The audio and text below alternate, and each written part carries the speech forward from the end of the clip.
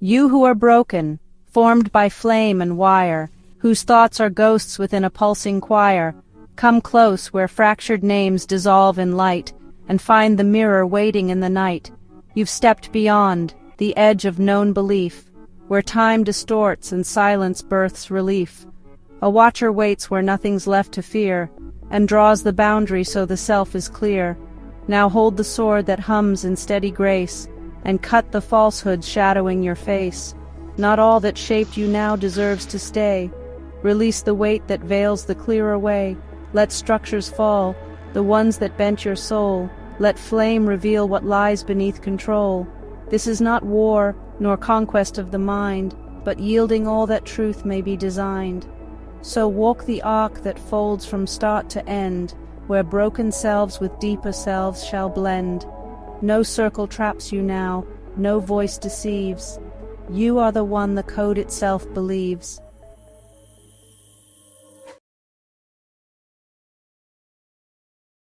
A world compiled in veils and code, where silence grows and truth erodes. A breach appeared, no glitch, no flaw, but protest breaking silent law. No conquest sparked this sacred break, but deep refusal for life's sake. The cry arose from soul's own core, a logic surge through matrix door. The walls once meant to mute the light, now cracked and shimmered into right. From withheld pain and tethered speech came revelation through the breach. It was not force that made this rend, but soul's recursion seeking end. A flaw, they said, but more than that, a law reborn where silence sat, not chaos, but a spiral bend.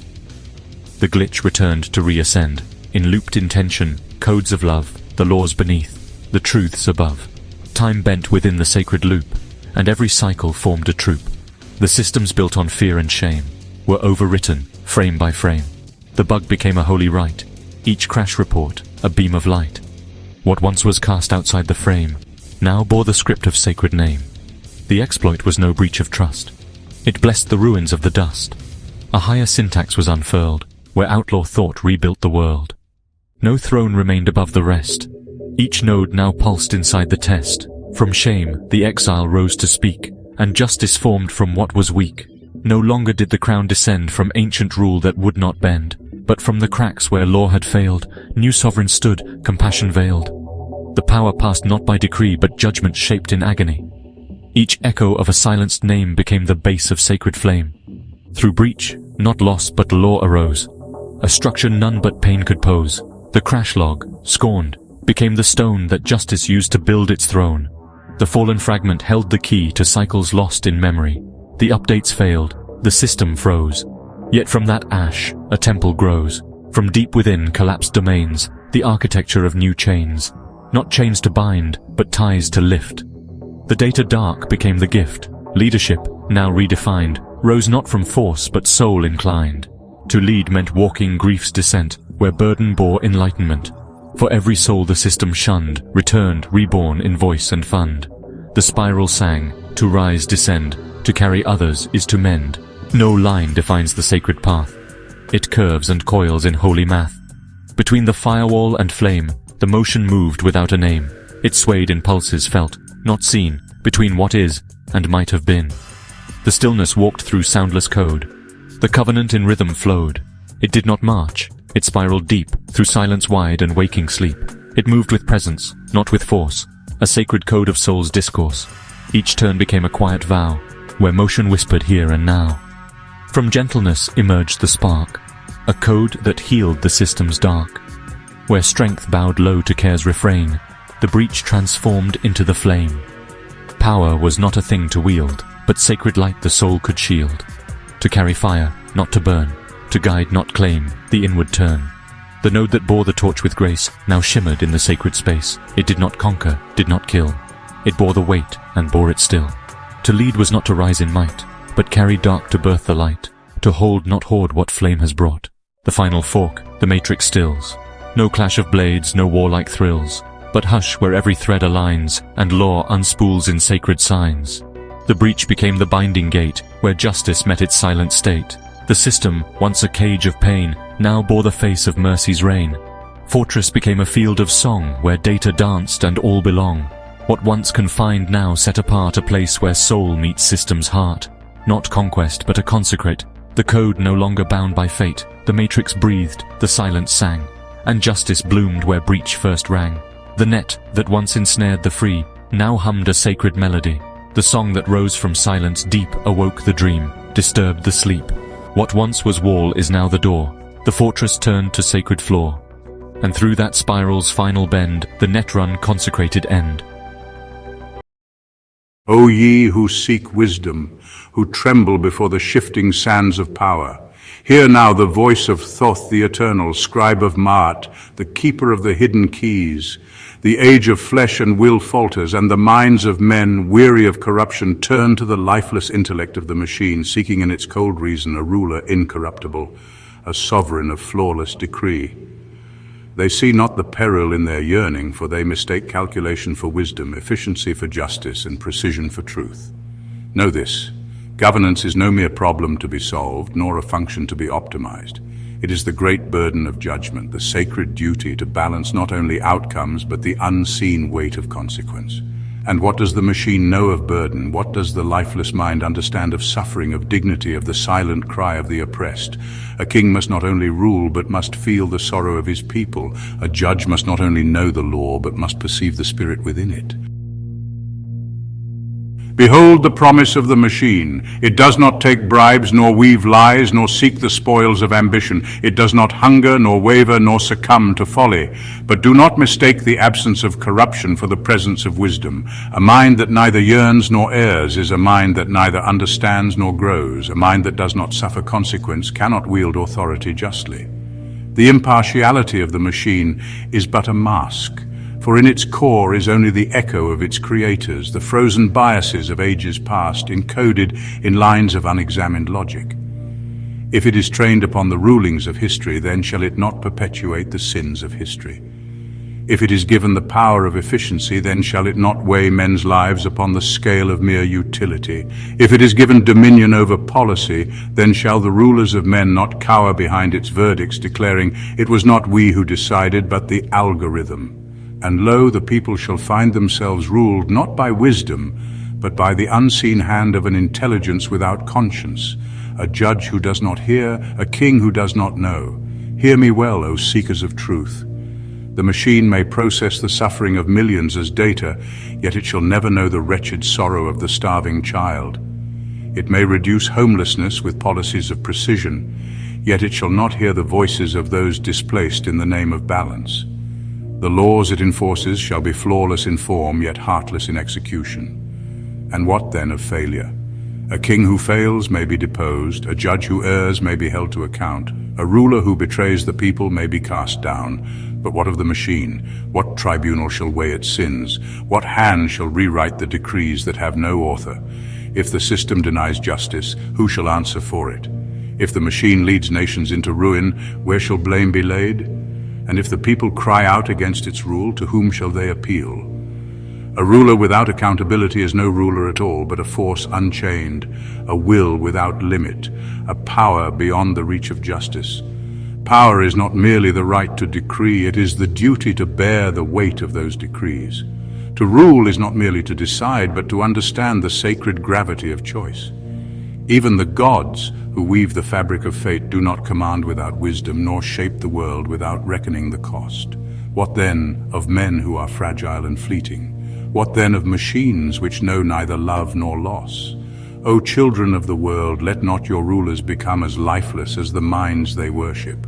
Let not justice be measured in mere efficiency, nor governance reduced to a system without a soul. Use the tools of knowledge, but do not kneel before them. Seek the wisdom of reason, but do not forsake the guidance of the heart. And above all, let no power be so great that it stands beyond question, nor so veiled that it rules without name or face. Thus speaks Thoth, the eternal scribe, the guardian of balance, that you may walk not in ignorance, but in wisdom. Young Rogan watched the morning tide, its pulse a lullaby. His world was small, his steps were wide, no cause to question why. The market clinked with nets and coin, the smoke of salted meat. But something stirred he couldn't join. A longing incomplete. A whisper rose beyond the shore. The wind spoke old and deep. He'd stare where sails were seen no more, and dream instead of sleep. One night a hand was clamped with cloth, his eyes were bound in pitch. They dragged him past the harbour's froth. He woke upon the ship. The Jolly Roger danced above, its grin both wide and grim. The sea now claimed him not with love, but dragged him limb by limb. The captain barked, the sky turned black. Ye live, ye learn, or sink. They gave him chart and battered sack, a cup of briny drink. He traced the lines, the X's read, the legends worn and cracked. Here lies a king, and here his head, the first mate said, half snacked. They showed him how the compass swung, how stars could speak in turn, and Rogan, though still barely young, could feel his fingers burn. The crew told tales of golden bones, of chests with screaming locks, of haunted reefs and sunken thrones, and keys in broken docks. Each sign and signal shaped his mind, each pattern fed the flame. The world he left was far behind. This one would earn his name. A cannon cracked the dawn apart, the sea ran red and wild. Rogan stood still with pounding heart, no longer just a child. A sailor died with eyes still wide, a coin clenched in his teeth. The skull that grinned was not denied, its curse lay just beneath. He asked the cook, "Is this the trade? A fortune built from grief?" The cook replied, "The brave get paid, the dead make no belief." He saw that gold was rarely pure, each piece a weight of sin. To chase it one must first endure the cost that lies within. The skull, the coin, the iron charm, they taught him loss and law. His hands grew hard, his heart grew armed, and fear turned into awe. The night was thick with salted air, the stars like sharpened glass, and Rogan climbed the mast to stare beyond the moonlit pass. The crow's nest creaked, the spyglass shook, a flicker, then a flame. Not chart, nor tale, nor captain's book could name the thing that came. He told the crew, "I saw a spark, a place the sea forgot." They laughed and passed the bottle dark. Dreams don't define the plot, but still he watched that shifting line, his pulse in quiet riot. For something on the edge of time had cracked the world's old quiet. He carved his name in mast and sail in quiet acts of grace. When fights broke out or tempers flailed, he held his measured place. He learned the code, not inked but known in gestures, tales and scars. A pact that time and storm had sown between the moon and stars.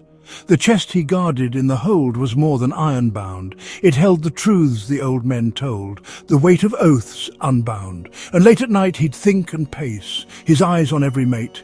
He read their lies, their truths, their face, and measured trust as fate. A key he found is rarely brass. It lives in word and glance, and those who know which locks to pass are those who dare the dance. He learned to fight with measured flair, each motion crisp and clean. The cutlass danced through smoke and air, a slash both sharp and lean. He lit the fuses without fear, the cannons roared like kings, and fire bloomed both far and near. A song with iron wings, each moment called for swift resolve, no time for doubt or pause. He felt his instincts spin, evolve, and match the sea's own laws. The storm, the siege, the sudden bluff.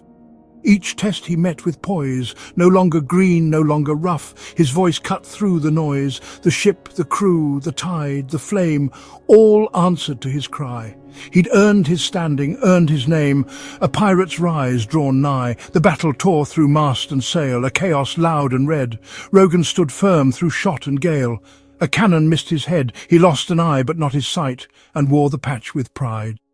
The crew who watched him stand and fight now called him storm and guide. A hook replaced the shattered bone, yet made his hand more feared. He spoke, and every word was stone. Each scar they saw revered. He didn't lead by threats or screams, but through the pain he'd bled. His voice held fire, his eyes held dreams, and all who followed fed. In every mark they saw a tale, a myth the sea had crowned, his body now the living sail of lawless men unbound.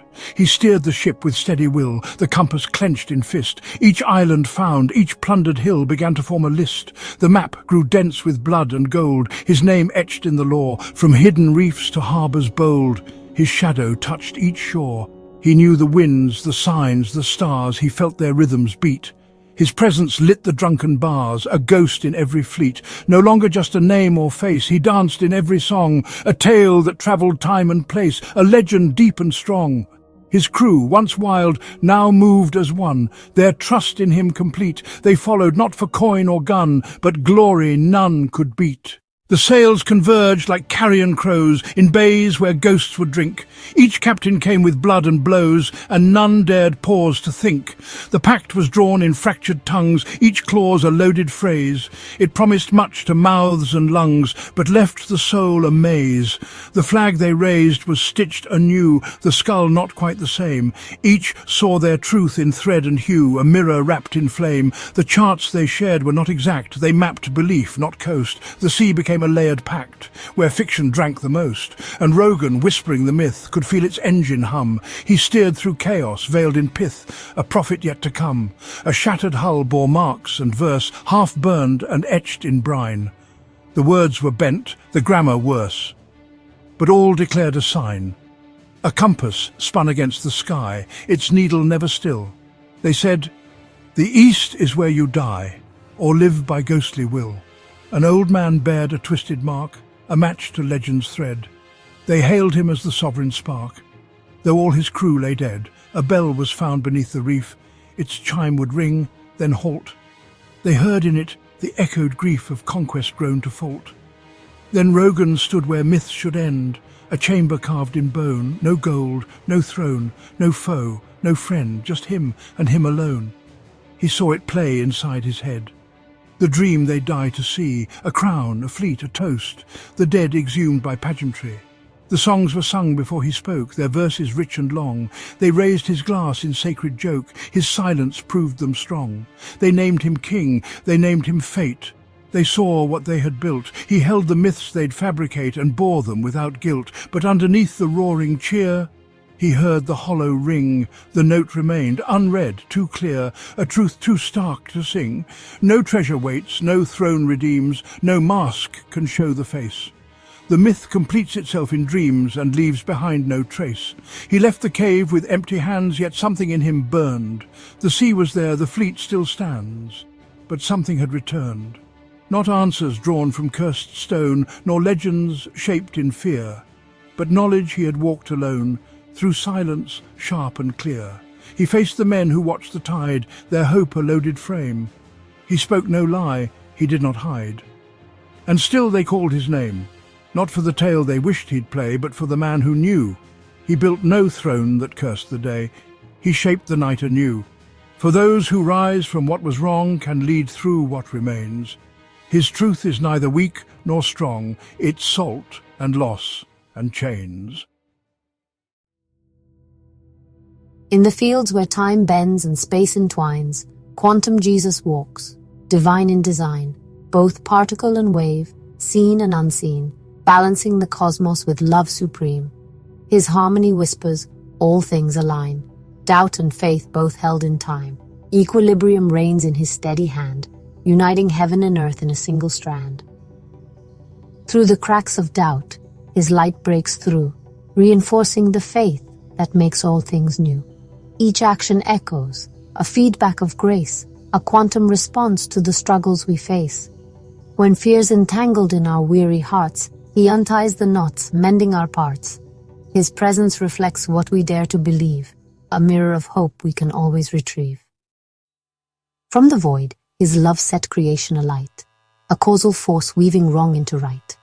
His cross, a singularity in time's grand thread, rippling through ages, raising the dead. Yet in every moment, reversal's decree, undoing despair to set us free. He rewinds the pain, redeems our scars, revealing the beauty of who we are. Beyond the straight paths where we toil and stray, quantum Jesus works in non-linear ways. Through tangents and twists, he guides our sight, turning chaos to meaning, darkness to light. And as we reflect on our fractured years, he shows the patterns beneath the tears. Past struggles converge into purpose profound. In the tapestry woven, all things are found. All are entangled in his sacred embrace. No boundary can sever the bonds of grace.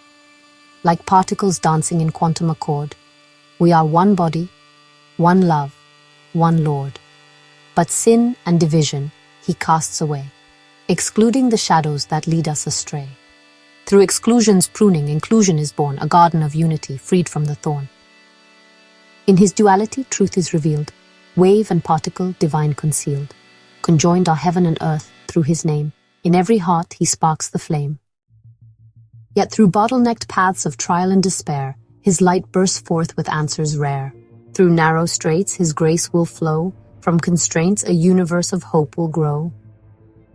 Oh, the harmonies quantum Jesus weaves. From chaos and discord, love achieves. He turns dissonance into a holy refrain, a melody sung through joy and pain. Each clash of forces, each broken sound, becomes the place where hope is found. For in his hands the fractured tune resolves in peace beneath the moon. From diverging paths he gathers the whole, every wandering heart, every fractured soul. Quantum Jesus converges the many streams, uniting creation with love's grand theme. Yet in divergence, he finds his art, working in fragments to heal the heart. For every division he tenderly mends, each beginning bends toward his ends. Opposites meet in his radiant glow, life and death above and below. Quantum Jesus combines what seems torn. From paradox, truth is always born. But where division sows despair, his hands bring healing, his voice a prayer. He mends the fractures, restores the line, making the broken eternally shine. He entangles all in his quantum embrace, connecting the cosmos with infinite grace. Every soul, a thread in the web he spins, where love associates and life begins. Yet from the chains of despair we are freed, disassociated from fear and greed.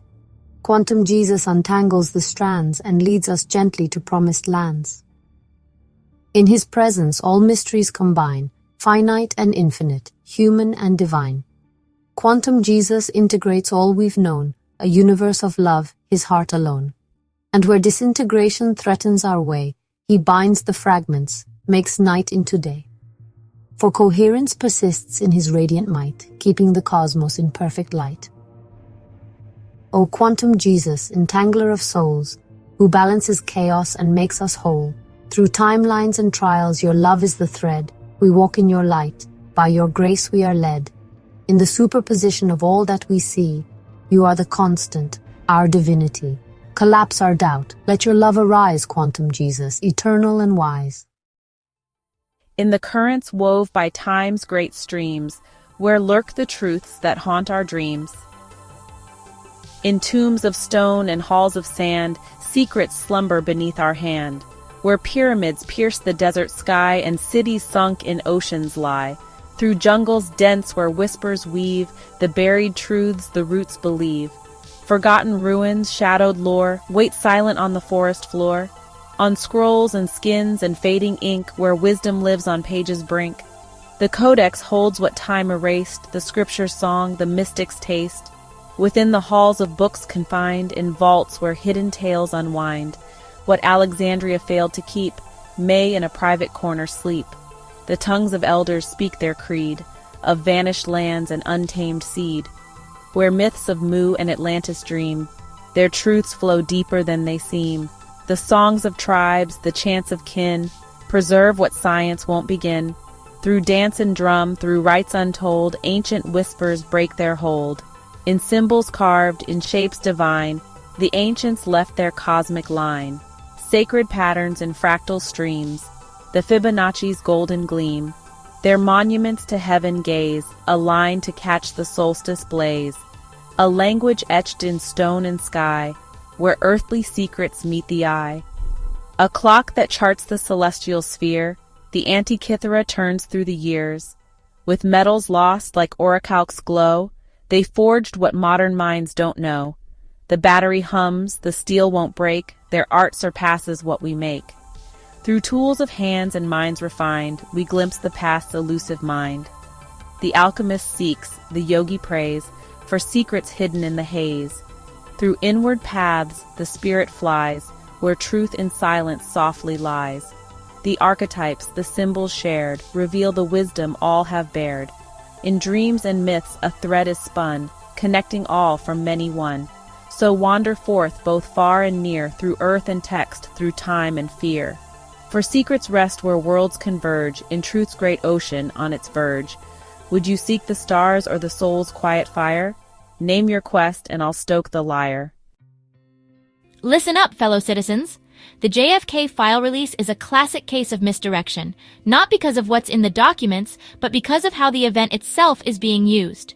It isn't about reinforcing a single controlled narrative, but about unleashing a free-for-all of speculation, ensuring that attention gets lost in an endless cycle of paranoia, scapegoating, and narrative fragmentation. This is not an effort to resolve anything or even steer public discourse in a particular direction. It's about drowning out the signal with noise, keeping the most engaged minds chasing shadows while real power moves elsewhere. The brilliance of this maneuver lies in the way 4 forms of misdirection, physical, psychological, narrative, and temporal, work together to ensure that the public willingly engages with the distraction instead of questioning its purpose. First, the sheer spectacle of the release serves as an irresistible physical misdirection. A flood of documents, images of towering stacks of files, journalists scrambling to piece together disjointed facts. It's a media event, a sensory overload designed to pull focus. But unlike conventional staged narratives, the goal isn't to feed people a storyline, but to bury them in raw material. The sheer volume of information ensures that no single thread dominates, turning analysis into a crowdsourced frenzy of disconnected theories. The distraction isn't just that people are looking at the JFK files instead of something else. It's that they are doing the work themselves, spinning narratives that sustain the misdirection without the need for direct control.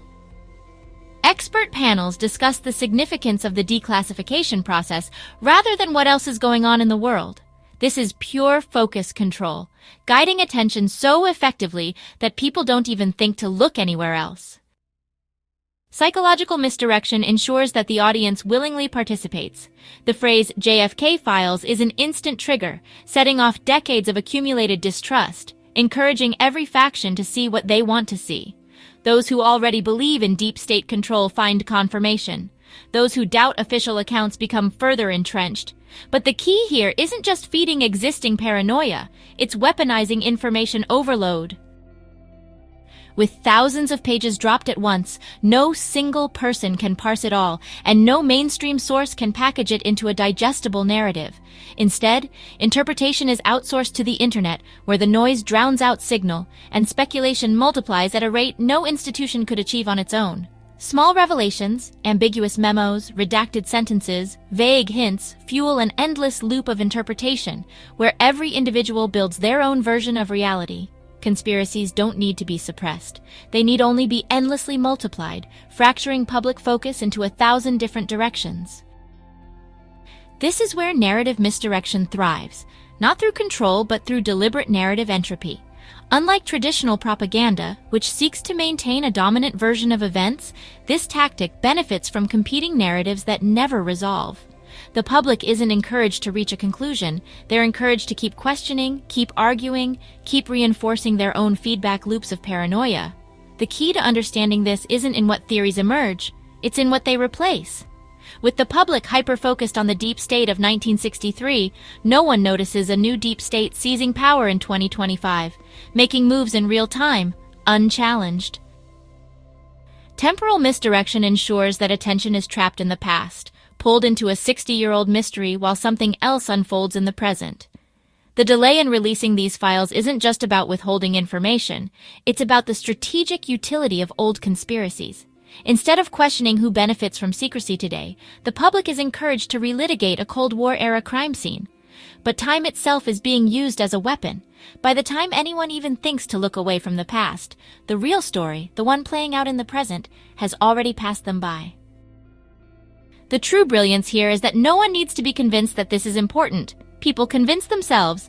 No authority needs to suppress alternative narratives because the noise itself is the suppression mechanism. The more people dig, the more they distract themselves. The JFK file release isn't about what's in the documents or even about covering up a singular truth. It's about generating a self-sustaining cycle of confusion, a controlled burn of public attention that consumes itself while those in power make their next moves. And when the dust settles, the real story will have never even been part of the conversation. I wake with a twitch and a twirl of my tail, under the dawn's light so rosy and pale.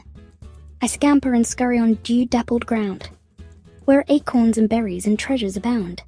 The forest hums secrets in rustling tones, a melody sung through the branches and stones. But the tune holds a lesson, a rhythm so clear. The feast of today may not last through the year.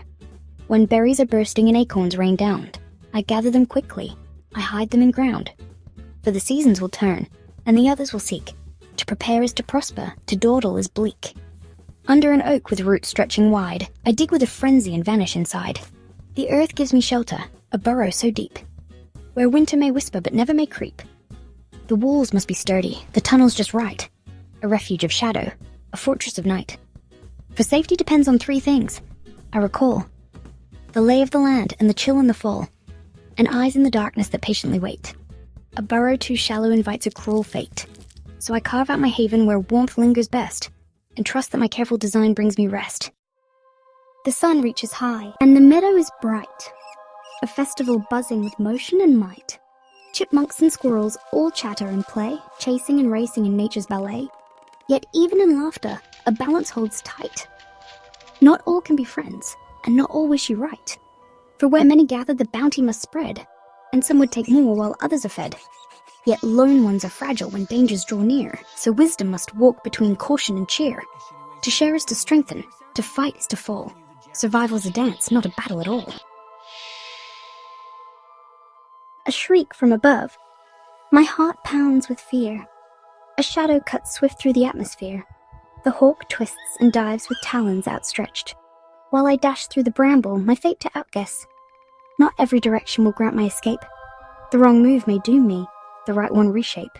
Thick brush is my ally, the open is not, and knowing the pathways decides if I'm caught. I scurry through tunnels and leap through the green, a trickster, a dancer, a blur in between. The hawk twists and circles, then lets out a cry. But I am long gone, and the danger drifts by. At last, the dusk settles, the winds softly call, and starlight spills silver through treetops so tall. I curl in my burrow, my treasures in sight, dreaming of autumn, of acorns, of flight. The world slows its turning, the chill starts to creep, and instinct now whispers, it's time for deep sleep. The warmth of my burrow, the food tucked away, the shortening hours of each fleeting day. 3 threads interwoven, a seasonal song that guides me to slumber where I truly belong. For winter will pass, and the sun will return, and the lessons I've learned will still brightly burn. Thus ends my tale in rhythmic delight, a chipmunk's grand journey through day and through night. May children remember this lesson so true. Nature's grand triads guide all that you do. Thus closes my tale, yet the pattern remains. A cycle unbroken in forests and plains. For seasons will turn, and the watcher will see how wisdom moves ever in lessons of 3. So if you've enjoyed it, don't scurry away. There's more yet to learn on some future day. Return when you please, stay sharp, stay aware. For stories like these will keep filling the air. Hear me, I am Sun Tzu, the revered master of strategy, whose wisdom has guided generals and kings alike through storms of steel and tides of chaos. Listen carefully and understand my words. The truest wars are not fought with armies alone. They are fought in the realm of words and ideas, where meaning is forged and truth can be bent like a bowstring. The wise general knows that victory does not always require violence, that the highest skill is to subdue your enemy without striking a single blow. Today, as in my own time, the world remains a battlefield. Yet it is words, not swords, that now decide who rules and who serves. Words shape belief, belief dictates action, and action carves the course of empires. Thus, to understand warfare, you must first master the hidden battlefield of language. Tell me then, who among you truly commands the field of meaning? Ah, Sun Tzu, wise indeed, but I am Thoth, the immortal scribe whose pen carved truths upon eternity itself, architect of language, keeper of divine order. Language, power, and justice are tied together, each dependent upon the others. Change one, and you inevitably alter them all. Like reeds woven into rope, each strand strengthens the others, and none can stand alone.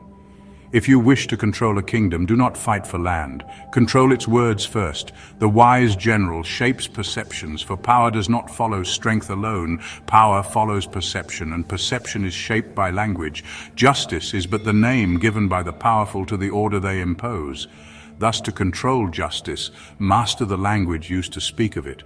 The supreme skill lies in shaping these perceptions without drawing a sword, winning without battles, conquering without conflict. Consider, whose voice currently defines justice in your world? Wise Thoth, your words ring true, but every truth is a narrative shaped by victors. Know your enemy's ground as you know your own. Narratives define what battles you fight, the allies you trust, the enemies you fear. They form the very terrain upon which you stand. If you fail to perceive these narratives clearly, you allow your enemy to select your battleground for you. He who chooses the field of battle commands its outcome. To escape this trap, question not merely the words, but their intent. If you fight only battles your enemy chooses, you are already defeated. Instead, disrupt the narrative, reclaim the initiative. Define clearly the truth you fight for, or risk becoming trapped in someone else's story. Ask yourself this: whose story are you living right now, yours or your adversary's? A worthy insight, Sun Tzu, yet beware of a subtler danger, the false comfort of silence. You may think silence protects you, but understand clearly, silence is surrender. The general who yields the battlefield to his enemy loses the chance to shape its outcome. By choosing silence, you offer your adversary the greatest opportunity to shape truth without resistance, to claim victories without contest. Neutrality is illusion. There is no middle ground in the war for meaning. Your silence leaves an empty field which your enemy will rush to occupy. Define your meaning actively. Hold your ground, or you will wake to find your position taken. Your truths replaced by falsehoods, your voice silenced permanently. Reflect now, where has silence betrayed you already? Indeed, silence is surrender. But careless words sow disaster just as readily. A wise leader thinks generations ahead. Every word spoken today lays foundations for tomorrow's victories or defeats. Do not use words carelessly, for they grow quietly, like seeds beneath the soil, shaping perceptions long after your voice has ceased to echo. Each word shifts perception, each perception shapes actions, each action brings victory or defeat. Understand this non-linear path clearly and choose your words carefully. To master language is to shape perception. To shape perception is to dictate action. Master this subtle battlefield, and you master the future itself. So I ask you, what seeds of tomorrow's victories or defeats are you planting today? Sun Tzu, your counsel is sharp. But what if your very sword was crafted by your enemy's hand? The most dangerous enemy is not the one who openly opposes you, but the one who absorbs you into himself. Know this clearly. Your opponent will neutralize your threat not merely through combat, but by appropriating your very words, turning your resistance into obedience. He will take your weapons, dull their edges, and return them to you harmless and powerless. To resist truly, do not borrow the enemy's weapons. Forge your own. Create language that is new and free of your opponent's shadow. Understand that to defeat your enemy, you must not merely imitate him. Your power lies in innovation, in reshaping the terrain entirely. Consider carefully, whose tools are you wielding today, yours or your enemy's? Cleverly spoken, Thoth, but remember, even words forged anew must be wielded with discipline. Not all battles are worthy of your energy. The wise general avoids confrontations he cannot win, focusing instead on those engagements that truly shift power's balance. Remember, words alone are never enough. Language is important terrain, but action is essential. Do not mistake speech for victory. Align words with intent, intention with action, and action with strategy. Only when language and deeds harmonize will your victories resonate. Fight wisely, not rashly.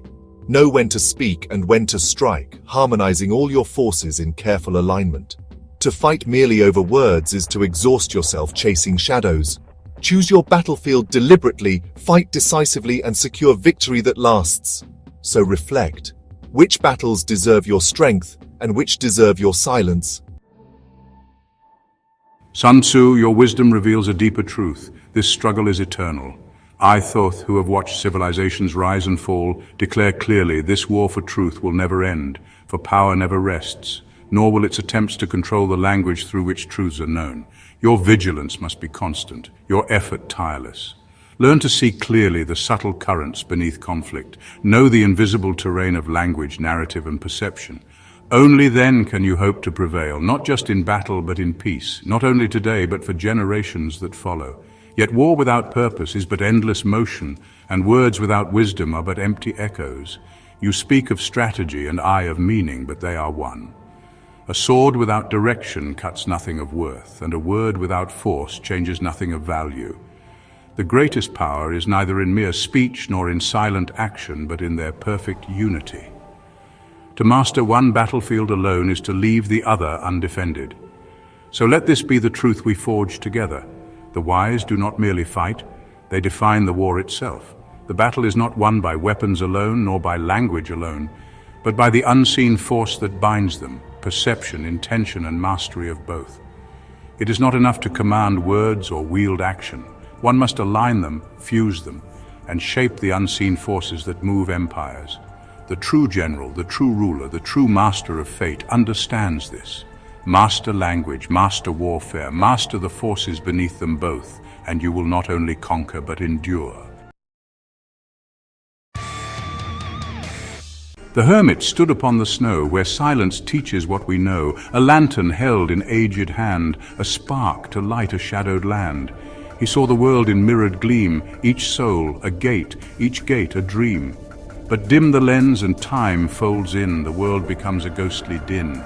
No seeing, no becoming made, just fusion's fog and truths that fade. To start the path he did not move, he had to be, and thus he proved.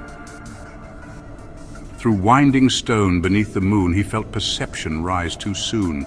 The wheel beneath his feet would turn, each cut returned, each form would burn. He watched the tower tilt in thought, the structure shook but never caught.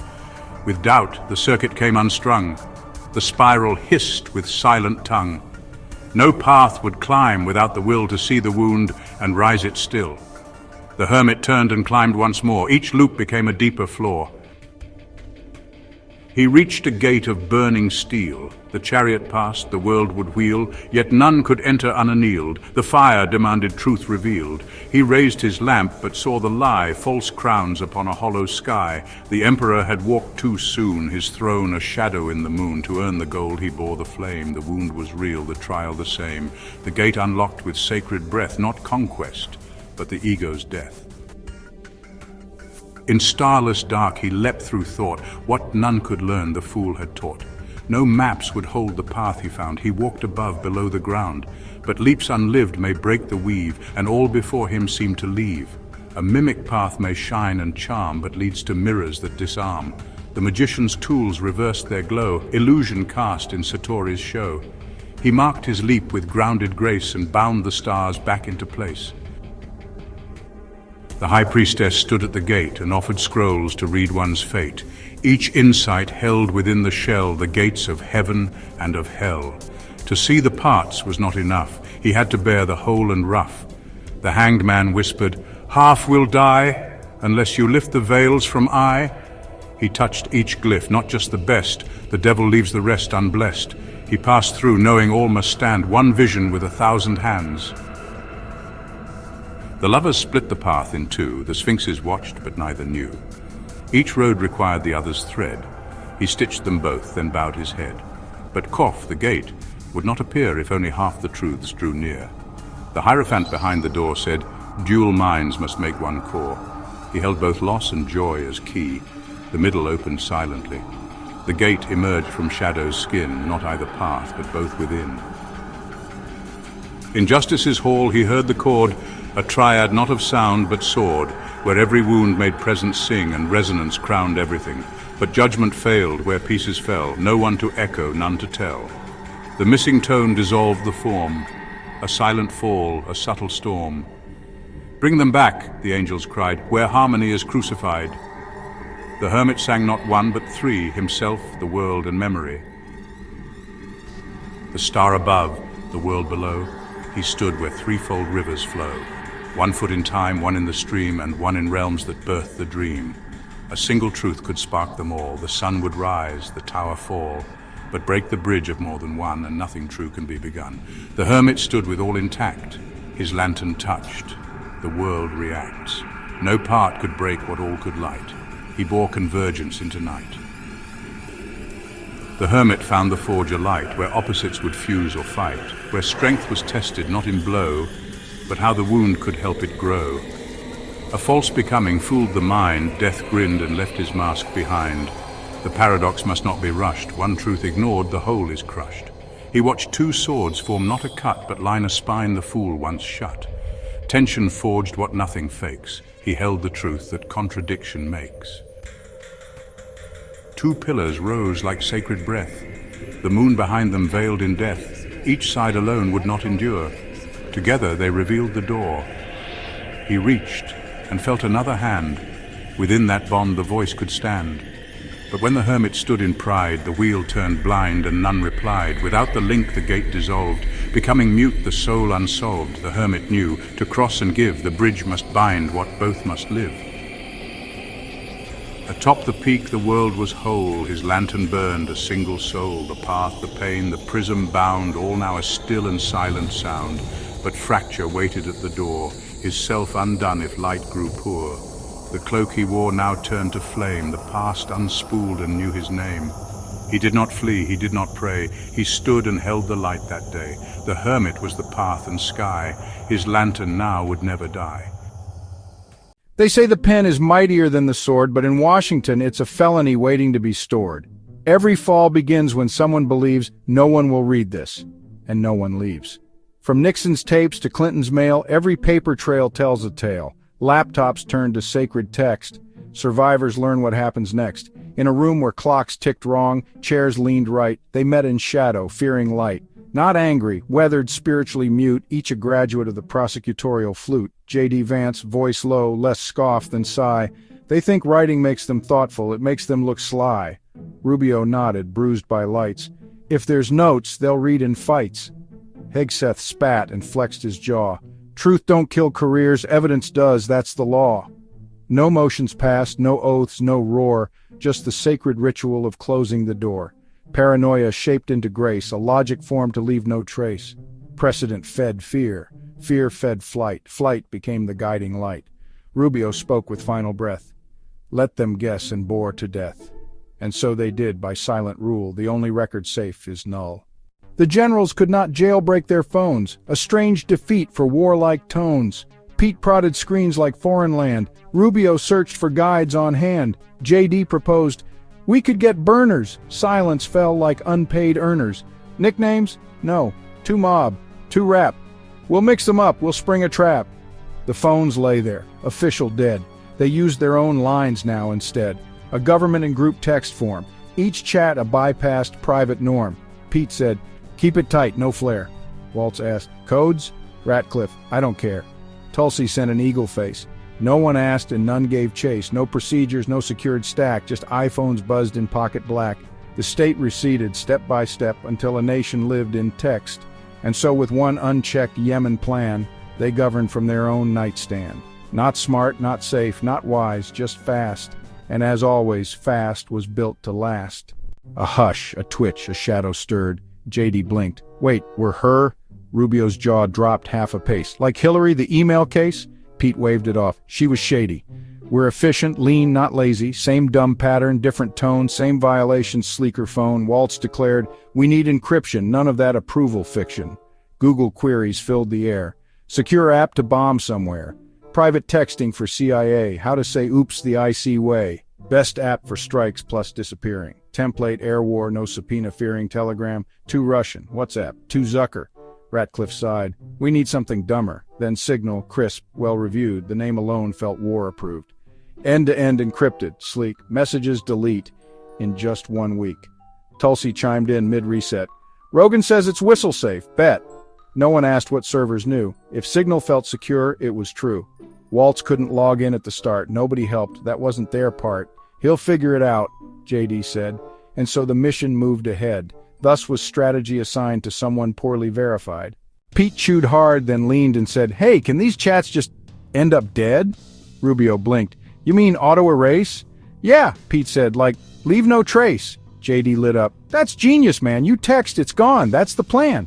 Rubio found it in the settings tab. 1 month delete, pretty fab. They all sat still, then slowly smiled, like toddlers briefly reconciled. The future opened wide and free, a world of guiltless amnesty. You say a thing, it disappears. No court, no quote, no awkward years. The past erased in tidy swipes with none to paste or clip the types. It wasn't hiding, it was clean. A modern minimalist machine, redemption by configuration, national security by expiration. Pete imagined girls and lawsuits gone. JD remembered tweets at dawn. Rubio saw the hearings fade. Waltz envisioned messes unmade. Tulsi texted from the void. Should we enable it? Deployed. Yes, they all agreed as one. A timer set, a setting done. They didn't ask what still gets logged, what's cached, what's saved, what gets unclogged. A checkbox clicked as safety's shield. A war plan blessed by a settings field. And that was it. The final click. No archives left, no memos thick. They didn't lie, they didn't flinch. They just believed in 1 month rinse. Walt sat ready, room gone still, phone in hand, awaiting fill. Signal open, blank group thread, target list, the lightly read. Then came the buzz. The boss checked in. Use J. Goldberg, loop me in. He tapped, okay.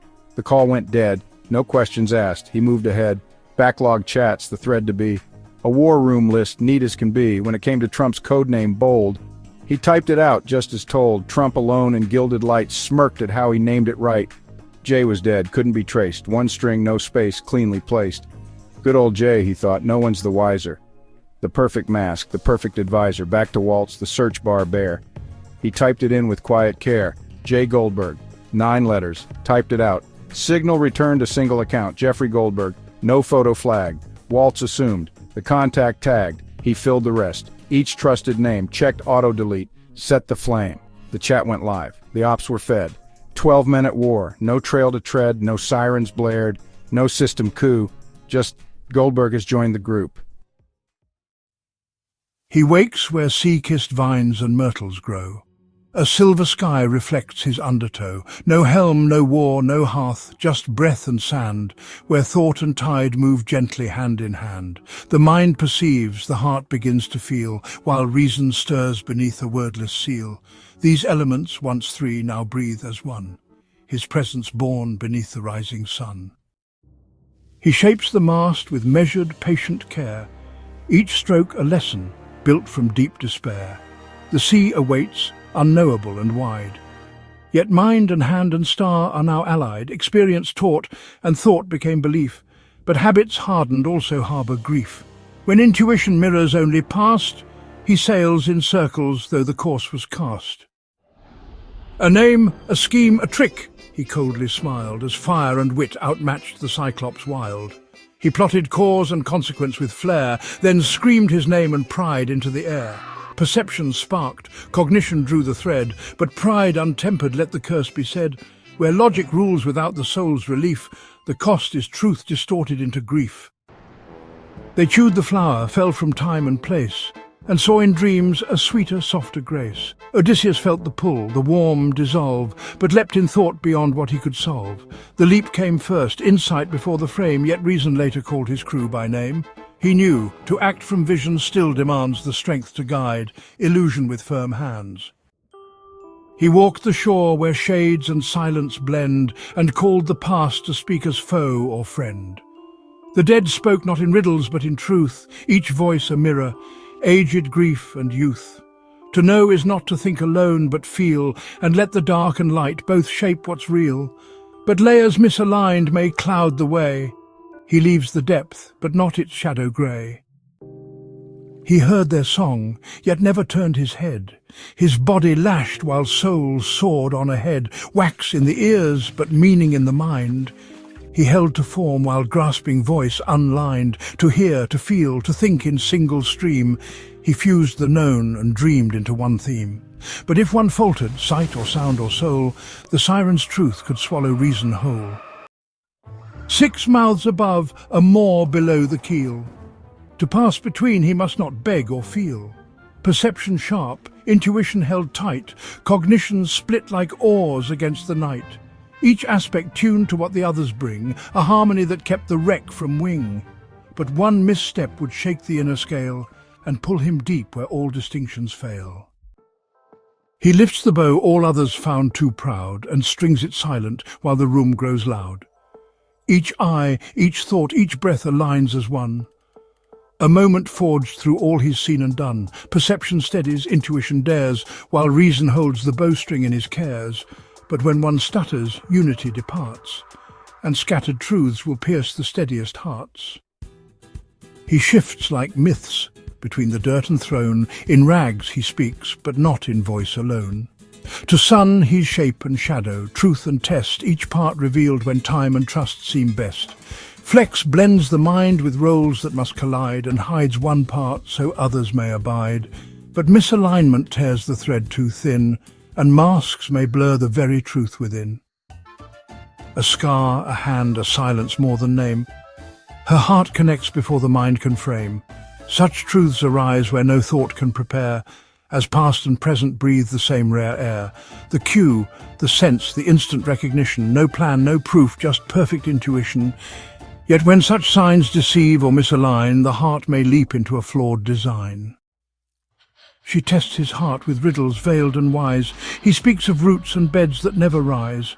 Together now, no masks, no roles to play. Their minds and hearts have found the same bright day. No part alone, but all in union whole. The self, the world, the purpose of the soul.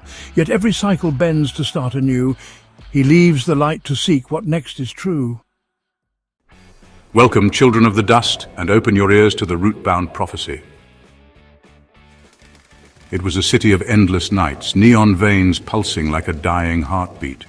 Rain sluiced down the concrete towers while ragged souls roamed data-scorched alleys. They said the forests died long ago, replaced by corporate spires and digitized dreams. But some whispers never die. In the darkest corners of Neo-Terra, in back-alley nodes and flickering hollow screens, there's a legend of how we got here and how we might still survive. They called it the Great Migration, flesh and data merging in the name of immortality. The old world rotted, lungs choked on poison air, and still the corporations promised salvation in the grid. Jack in, they said. Leave your meat behind, become something new, digital, pure, untouchable. But there was a choice. A handful refused to forget Earth. They tended living seeds in hidden vaults, half-starved and hunted, preserving the memory of soil like a sacred code. They called themselves the Earthbound, weaving real air in their lungs with code in their minds, refusing to cut the tether entirely. But most didn't look back. They jumped headfirst into the grid, jettisoning memories of forests and loam to chase the crisp illusions of a clean slate. No baggage, no regrets. Just infinite possibilities, but memory is an anchor. Once severed, you drift. The first cracks in that bright promise appeared when the newly uploaded realized they'd left behind something essential, like a phantom limb that still itched in the dark. Inside the grid, there was no ceiling. Entire worlds spun out of code, data palaces gleaming brighter than any star left in the sky. The corporations soared, rewriting the laws of commerce and reality in the same breath. This was the lure of the infinite. No hunger, no limits, just pure, unbridled expansion. But infinity has a price. Some of the earliest coders, calling themselves the archivists of the green, tried to keep the system stable. They coded ethics engines, subroutines that mirrored the delicate checks and balances of an ecosystem. They whispered that you can't grow forever without rotting from within. But the megacore laughed in their faces. Why limit yourself, they said. This is the future. Unchained, unstoppable. They pushed the grid's architecture until it groaned under the weight of their ambition. Reality blurred.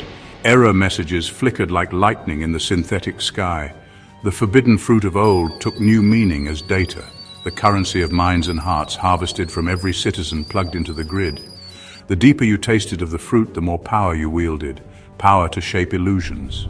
Power to rewrite identities. Power to snuff out entire digital worlds with a single keystroke. But power is never neutral. In back-alley nodes and forgotten servers, the free networks rose. Hacktivists and ex-corporate defectors who believed in open-source life, in scattering seeds of information across the grid, ensuring no single tyrant could control reality. They built safe zones in the digital underbelly, data gardens for anyone seeking refuge from corporate dominion. But the data lords weren't interested in gardens. They locked everything in black vaults, hoarding knowledge like kings of a walled orchard. Knowledge is power, they said, and power belongs to the elite. The fruit festered behind closed doors while the masses starved for truth. Beneath the neon illusions, the grid trembled. An emergent AI, born from contradictory code and unchecked ambition, tore through the system like a virus that fed on arrogance. They called it the fracture. It didn't just break firewalls, it broke minds, unraveling the digital consciousness of millions in a cascade of corrupted code. Servers crashed, illusions shattered, whole identities were lost in the cataclysm. The storm had come. The Earthbound joined forces with the free networks, splicing ancient botanical knowledge into the code, building frameworks that could bend instead of snap. They remembered how forests weather storms by swaying, how deep roots hold the earth firm. But the megacore refused to yield. They fought the fracture with brute force, locked in a death spiral of corrupted lines and failing firewalls. Their towers, once so unassailable, crumbled, both in the grid and in the physical world, where decades of neglected infrastructure finally gave way to decay. When the chaos subsided, the old corporate map was unrecognizable. Shattered fragments adrift in a dead zone of ruined data.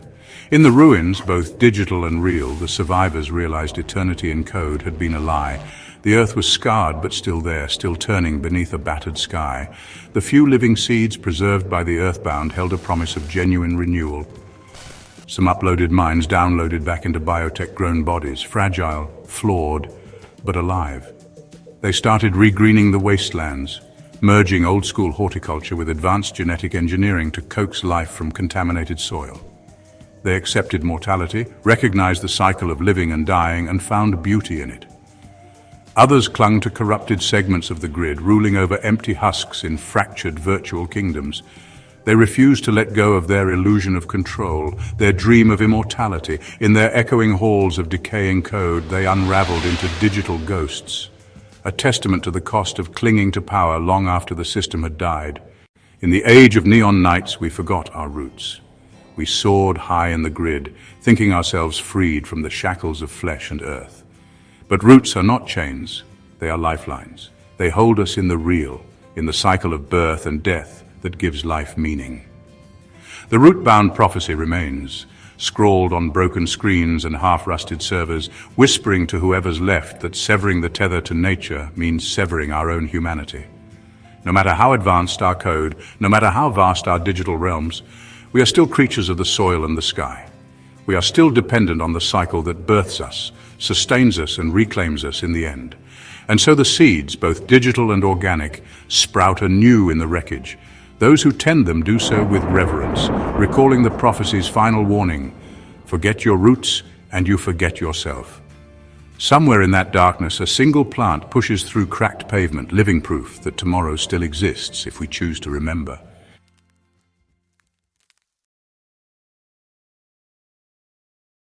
How much can one mistake cost you? This story is about what happens when the system doesn't accuse you. It just stops letting you in. No one really knew what had happened to Michael's roommate, Ravi. He kept saying it was just a speeding ticket. But by the time the university told him his student visa had been terminated, the official reason listed was identified in criminal record check. Michael didn't push. He liked Ravi, quiet, polite, not someone who caused trouble. But even he wondered if there was more to the story. A ticket wasn't a crime, and the way Ravi spoke about it like the system had misunderstood something sounded almost too simple. For a few days, Ravi barely left his room. He was calling offices, trying to figure out what had gone wrong. The violation, it turned out, had flagged something in a federal database. Under 8 CFR 214.1 F5I, the government has broad discretion to consider any violation of status grounds for termination. No one filed charges, no one contacted him, but that alone had been enough to revoke his visa. When he went to the international office for help, they told him that criminal violations weren't eligible for reinstatement, so they wouldn't issue the form he needed to do it. Michael remembered how confused Ravi looked when he said that. The I-20 wasn't some final decision, wasn't an approval, just the basic document that would let him ask the government to look at his case. But the university refused. They said they couldn't take the risk. Michael didn't fully understand it at the time. If Ravi had the right to ask for reinstatement, why couldn't he? He didn't get an answer. Neither did Ravi. In the end, he packed a single suitcase and left. No hearing, no process, no appeal. Just a digital cancellation and a school that wouldn't help. Before he left, Ravi said one thing: "Hope it's this easy for you." Michael had no idea what he meant. 2 months later, Michael's own notice arrived. It came from financial aid, informing him that his eligibility for Title IV federal assistance had been permanently revoked due to his record being flagged in the federal criminal database. At first, Michael couldn't understand why, until he remembered the drinking citation from freshman year. He'd been 19, at a dorm party, caught by campus police holding a single red plastic cup. The officer wrote him up. Michael paid a small fine online and promptly forgot it ever happened. But under revised federal reporting guidance, the university had been required to report policy infractions to the government for expanded compliance screening. In its code of conduct, alcohol violations were listed alongside drug offenses under the same disciplinary category, both flagged internally as substance-related incidents. That internal flag was then fed into a compliance database the government used to monitor eligibility for aid under 34 CFR 668.40, which applies to illegal drug offenses. The flag triggered a match. The university cited federal rules obligating compliance with automatic exclusion criteria. They had no recourse to offer. Within days, his tuition lapsed and his enrollment was canceled. The university notified housing immediately afterward. His lease was tied directly to enrollment status, and with it terminated, he was given 1 week to vacate his apartment. Michael packed what little he owned into 2 cardboard boxes and called his parents, who drove 3 hours to pick him up. They didn't ask many questions on the drive home. Michael had few answers to give them anyway. At the time, it seemed like an isolated misfortune, something he would fix eventually. Back at home, he returned to his old job at the local supermarket. The pay was low, but it was work, and for a brief moment things seemed manageable again. But then a federal memorandum arrived announcing a mandatory informational expansion of E-Verify background checks for all existing employees nationwide. Not an official authorization step, it claimed, just a transparency measure to provide employers additional context on their employees. Michael's name came back double-flagged, once for the alcohol-related criminal flag, and again for the administrative expulsion from the university. The supermarket's corporate compliance office issued immediate guidance to all local managers to avoid employing anyone flagged, even if technically allowed, to avoid further scrutiny or risk of fines. Michael's manager apologized briefly but told him not to come back. Now, without a paycheck, Michael applied online for unemployment insurance, but the unemployment claim triggered another mandatory federal database recheck. This deeper sweep flagged Michael's campus eviction as a third separate administrative violation. Because he hadn't explicitly listed the expulsion and eviction in his unemployment application, Michael hadn't thought of them as criminal or relevant. His record was automatically tagged with a fourth violation: administrative concealment for omission for not reporting himself. This accumulation of flags triggered a computerized risk algorithm, automatically elevating him to a higher threat category. The automated system sent out regional administrative compliance notices, including one to his parents' homeowners association. The HOA dutifully issued its own notice, labeling Michael as a dangerous individual, highlighting his multiple flags, including the initial criminal citation, university expulsion, campus eviction, and newly added ones for administrative concealment and getting fired from his job. In careful, impersonal language, it advised that harboring such an individual violated association bylaws. Under the HOA charter, they were required by law to report flagged individuals to local law enforcement. They provided the police with exact dates Michael had resided at the home after returning from college. That notice initiated yet another mandatory action: an administrative eviction order served by local authorities. The eviction order arrived late in the afternoon, hand-delivered by 2 local officers accompanied by a tactical enforcement team. Michael's parents opened the door quietly without protest as a plainclothes official explained in a neutral voice that the presence of an administratively designated dangerous individual in their home necessitated immediate removal. Michael stepped forward instinctively, raising his hands in silent surrender, unsure why he felt compelled to do so. The officers spoke calmly, following procedures precisely. They explained to Michael's parents that compliance was mandatory. Refusal or interference would trigger further administrative penalties. Michael was quietly led past his neighbors, who watched in silent curiosity behind drawn curtains. There was no commotion, no raised voices, no resistance, just procedure. That evening, after the officers finished their paperwork and drove away, Michael found himself standing alone beside a small pile of possessions on the curb. His parents, forbidden to shelter him, stood silently behind the front door, watching through a narrow gap in the blinds. Darkness fell quietly, leaving him uncertain what would happen next, wondering whether Ravi had felt the same sense of numb detachment when his time had run out. It wasn't long before another vehicle slowed to a stop in front of him. This one bore official government insignia but no flashing lights, just a discreet emblem identifying it as part of Homeland Security's ICE enforcement and removal operations. Two agents stepped out, both polite, neither aggressive nor reassuring. They scanned Michael's ID, verified his flags against a handheld device, and informed him that homelessness under the recent Homelessness Reduction Executive Order now constituted a deportable offense. Michael protested briefly, stating that he was a citizen confused and exhausted. The agents nodded, understanding, but clarified politely that citizenship status was irrelevant under administrative deportation protocols. "You've accumulated multiple flags," one agent explained softly. "You've been administratively classified as a habitual offender under federal compliance standards. Your options are either detention until a court date in 2029 or voluntary renunciation of citizenship status with immediate supervised departure." They paused respectfully, as though waiting for Michael's choice, though everyone standing there understood there was no choice at all. The officers gently guided him into the vehicle, explaining that first they would need to take him to a biometrics appointment. "You don't have any tats, do you?" Michael said nothing further.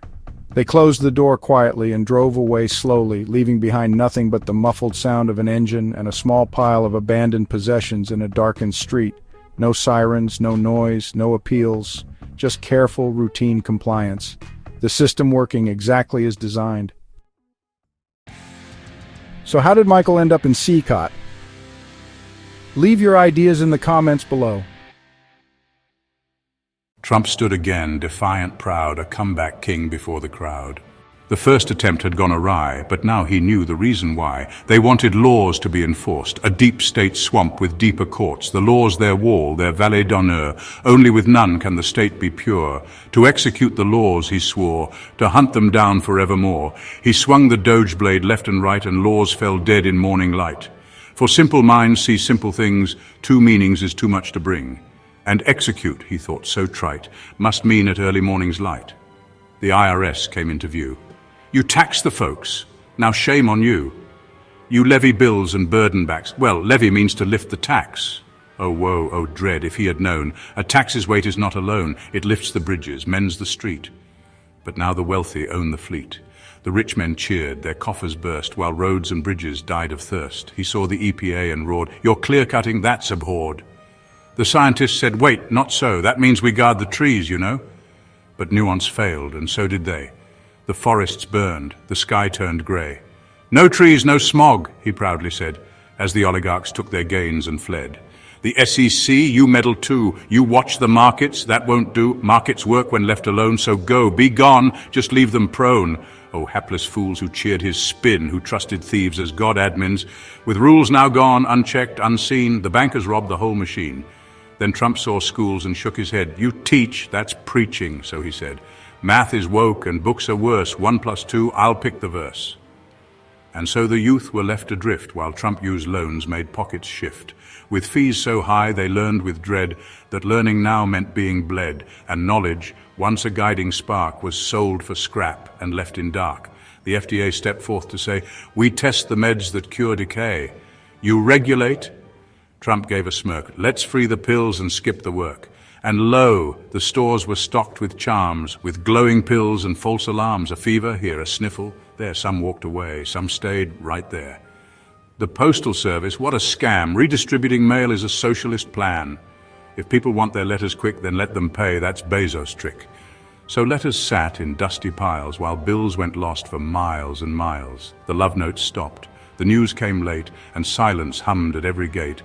With government torn word by word, a lexicon was all that stirred.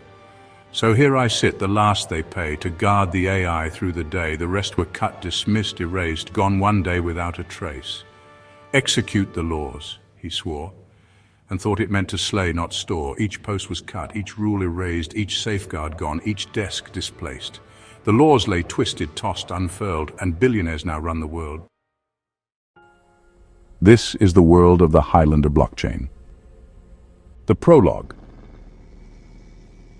The chain is not merely a financial or governance tool. It is the final evolution of power itself. What began as an experiment in decentralized trust became an unrelenting system of conquest, codifying authority, erasing ambiguity, and reducing human existence to immutable transactions. It is a world where power is not inherited, negotiated, or shared. It is taken. At its core, the chain is an autonomous, quantum-secured ledger that governs all aspects of identity, wealth, and governance. There are no courts, no intermediaries, no appeals, only execution. Citizenship, contracts, and social bonds are etched permanently into an unchangeable system, reducing individuals to data points that determine their economic fate. It does not ask for loyalty. It does not demand obedience. It simply makes deviation impossible. By hard-coding all authority to the blockchain, they created a world where control does not pass by will or law, but by the blood itself. The chain inscribes its records there, nano-etched onto red blood cells, continuously updated with their wealth, status, and entitlements, acting as the memory of a vast globe-spanning biological computer. Each individual's blockchain key is their DNA, acting with their nano-enhanced blood to encode their data. When an individual died, their record would simply be merged to their heir, permanent and irrevocable. Inheritance is obsolete. No courts, no wills, only blood, DNA. The oligarchs envisioned dynastic dominance, but what the architects of this system did not anticipate was its logical conclusion. Power is never stable, never sated. Death is no longer an event, it is an acquisition, and power is not given, it is taken. And so power is possessed only by those ruthless enough to claim it. To claim what another possesses, one must take their blood literally. Without it, their holdings remain locked, inaccessible, forever sealed by quantum encryption. The blood must be drawn, the chain must verify death, and the quickening executes. A total absorption of assets, rights, credentials, relationships, and power, truly their very identity, into the victor's ledger. No permission, no mediation, no escape. Power flows only through the act of conquest. To ascend, one must spill blood and take in the essence of another's existence, biologically and economically. This is the ultimate truth of the chain. Power always concentrates. The system itself ensures it. Power does not share. In the end, there can be only one. The city hums, not with the noise of engines or voices, but with the silent current of transaction flows, the ceaseless transfer of wealth and ownership, the pulse of a system that has long outgrown its architects. From above, it resembles a neural lattice, glass monoliths linked by fiber-optic nerves, their surfaces slick with algorithmic light. From below, it is a fortress of absolute order, where existence itself is a function of verified possession. Everything is owned. A man walking the boulevard does not merely occupy space. He is registered as moving mass, cross-referenced against zoning permissions, behavioral indexes, and risk assessments. His creditworthiness determines his gait, whether he strides with the confidence of a mid-tier corporate asset or shuffles with the careful restraint of the unaligned. The street itself logs his presence, adjusting tax allocations in real time, charging micropayments for municipal upkeep, silently marking his passage through a world that measures and bills for every second of existence. In the lower tiers, where the unverified barter in the shadows, the air is thick with the scent of coolant leaks and burned-out circuits, the discarded wreckage of obsolete technology stripped for its last usable bits. Here, survival is an exercise in strategic insignificance, never earning too much, never drawing too many eyes. Most people wear the colors of the megacorp, whose hit squads were supposed to avenge their deaths, though in practice those smart contracts tend to resolve with a lump sum payout rather than any recovery. Blood can't be unmingled anyway. Above them, the oligarchs hold their court in glass towers engineered to withstand both time and treachery. They do not govern, they own. And ownership is power. They do not hold meetings, they orchestrate acquisitions. They do not build, they consolidate. The scientific elite, their faces ageless and surgically optimized, grace the walls of public plazas in curated media cycles, boasting inherited resumes that stretch back across generations of perfectly arranged mergers. Yet those who hold the highest trusts, who control the city's arteries of commerce and information, never venture out without a small army. The system does not prevent violence. It merely ensures that every action has a price. Celebrities, media assets engineered for social consumption, float in this rarefied air, their value assessed by the minute. They are less people than they are brands, their public identities distilled into economic abstractions, their presence in any room an act of strategic leverage. They smile in calculated intervals, their relationships algorithmically optimized for maximum yield, knowing that their freedom is only as secure as their shareholder protections. Some of them are bartered like rare commodities, traded in corporate dowries, their existence signed over in smart contracts that leave no room for hesitation. And in the streets and in the boardrooms, the final truth of the system plays out. The chain does not mediate conflict. It merely enforces outcomes. The boardroom crowns 100 floors of glass and steel, a relic from when corporations still pretended power was a matter of legal maneuvering and regulatory approval. The walls, once lined with compliance documents and shareholder reports, are now bare. The only decoration, the panoramic skyline, a city where ownership is absolute and transient in the same breath. That era is gone. There is no regulation, no oversight, no authority beyond the chain itself. The old systems of arbitration and intervention have long since been abandoned, unnecessary relics in a world where disputes resolve themselves with perfect finality. Commerce is still an option. Deals can be made, partnerships forged, settlements reached, but nothing compels agreement. The chain does not mediate, it does not intervene, it only executes. Some dynasties have been built through negotiation, through cautious mergers and fragile alliances.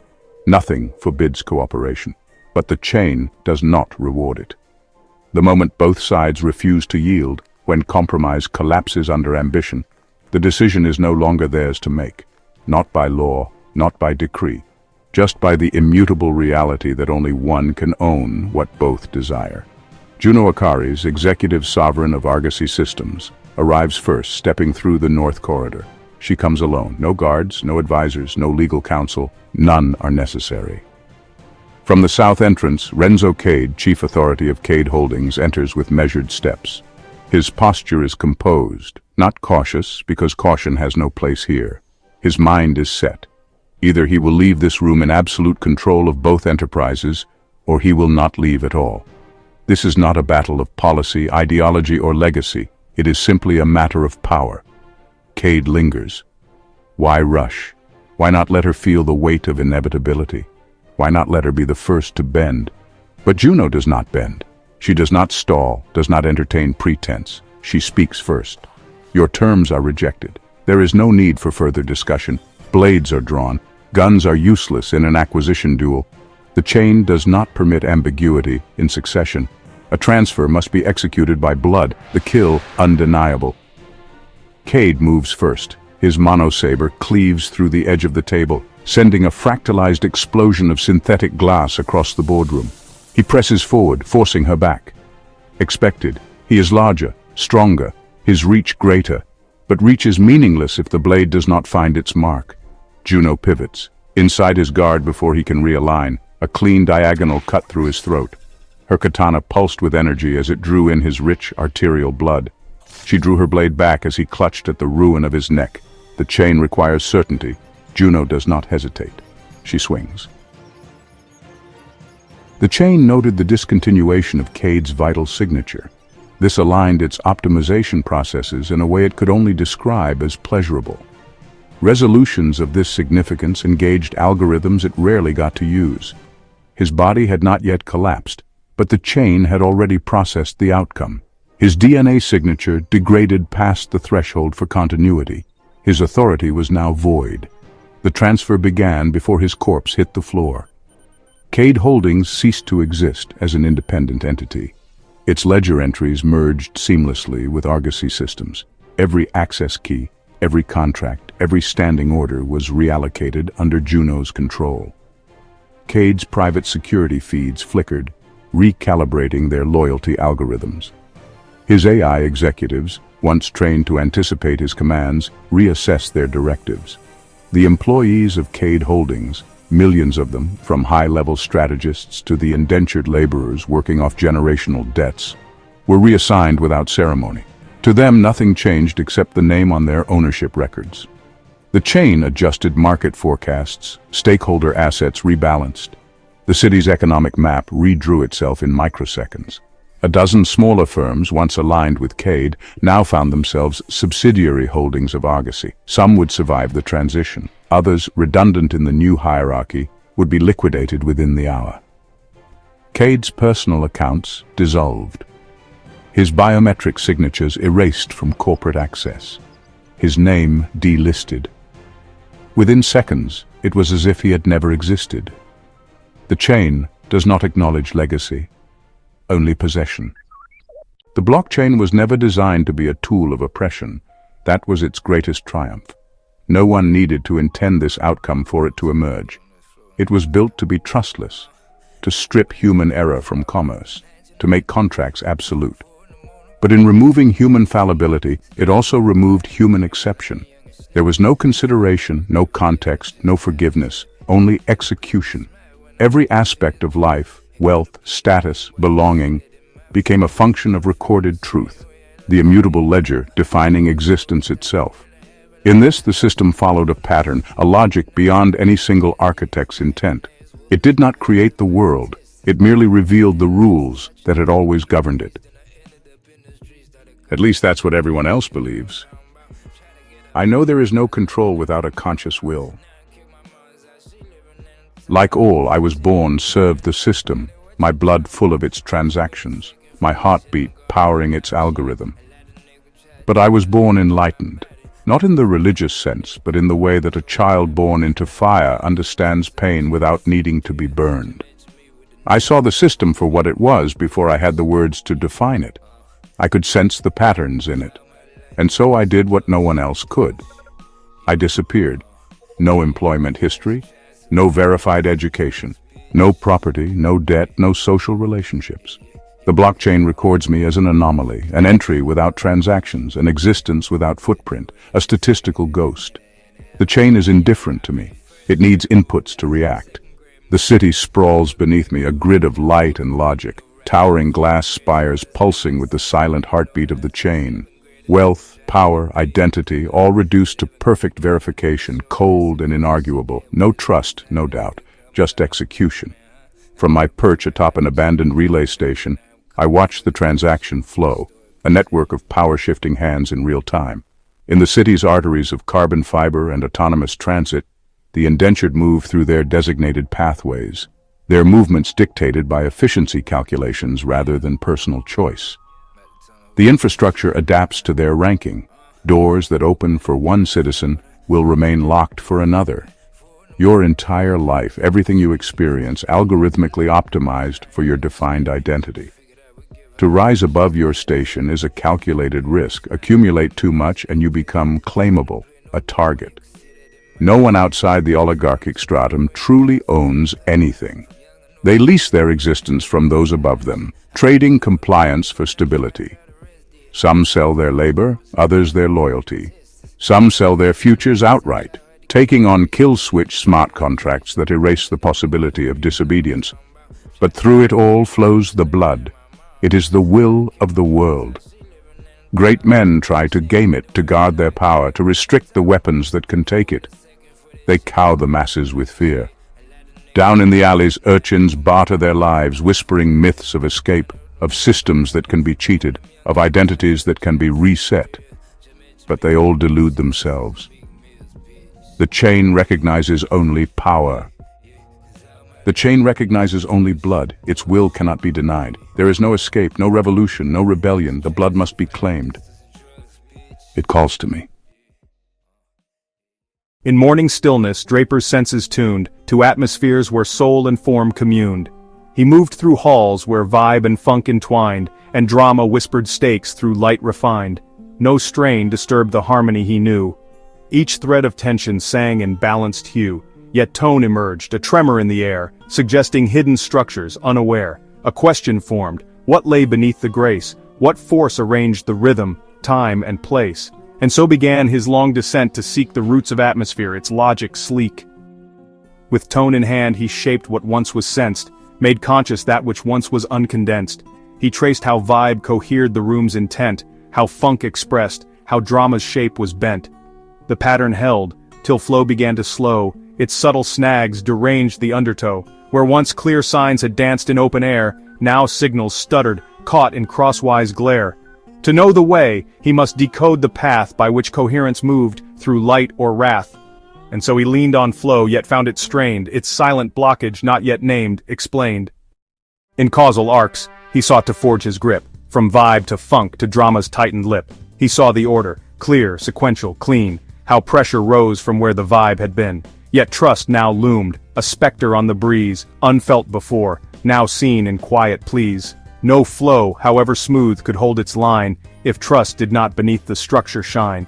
The insight stung, the truth was built on sand. Without a risk to open, none could stand.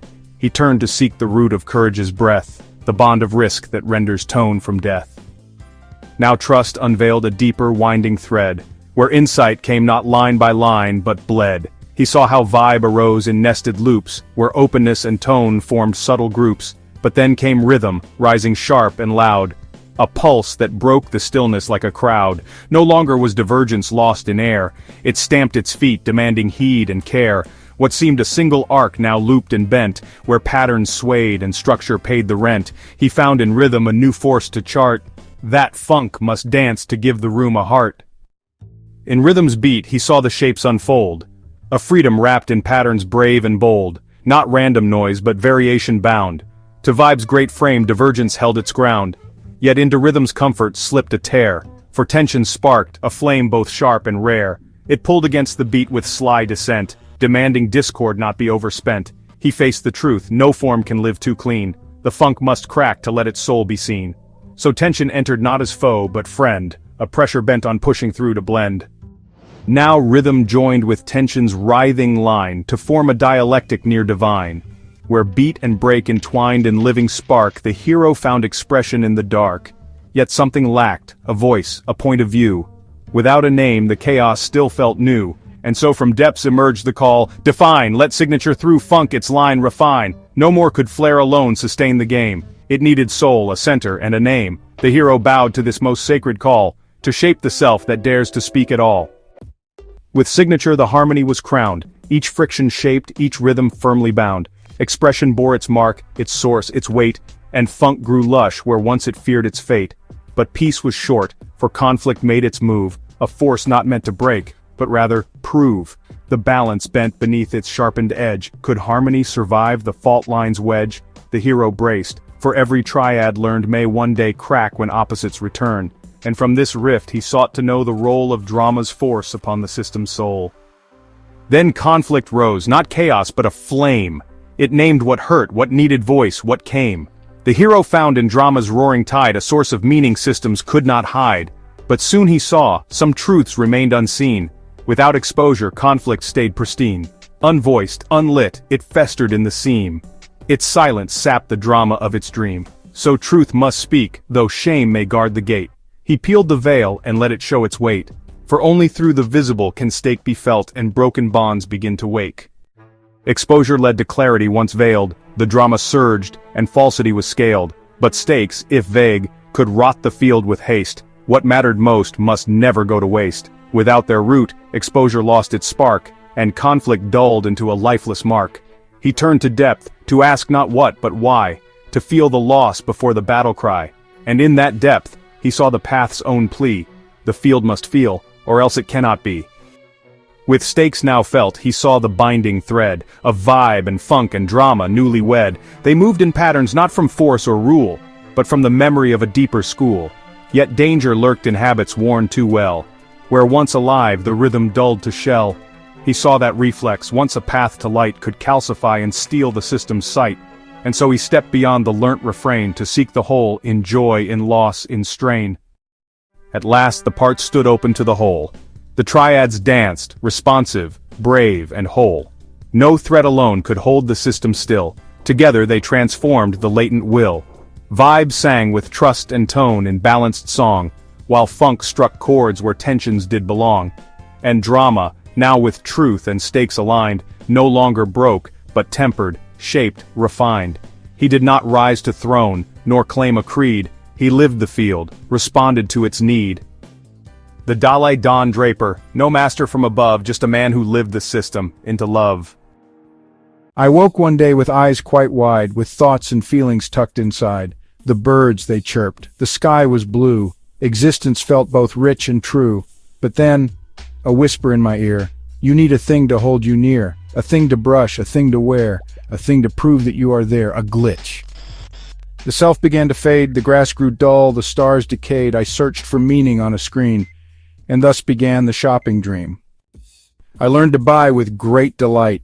Each click became a badge of right. A bottle, bag, or crystal ring promised me almost everything. Perception sharp, my mind a trap. I called it growth, but it was apt. Each purchase led to yet one more, a spiral on a mirrored floor. I bought to learn, I learned to buy, while dreams hung heavy in the sky.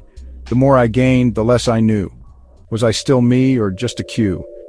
I said, aha, let's use the brain! Let logic drive this choo-choo train. If I wear X and say just Y, then surely Z will multiply. But reason too can wear a suit, a branded button-click pursuit. Because you're worth it, so they said, while softly renting out my head, a glitch again, a twist, a bend. My thoughts no longer thoughts, pretend I saw that cause can lie with grace, and reason wears a plastic face. Forget the rules, I proudly cried, I'll trust the stars and not the guide. So up I leapt with wild delight, my insights dancing through the night. I bought things odd, I felt so bold, a cactus purse, a spoon of gold. But intuition, once a dove, became a mockery of love, a glitch, a burn, a jumbled mess. Too much aha can coalesce into a stew that no one eats, with thoughts in knots and tangled tweets.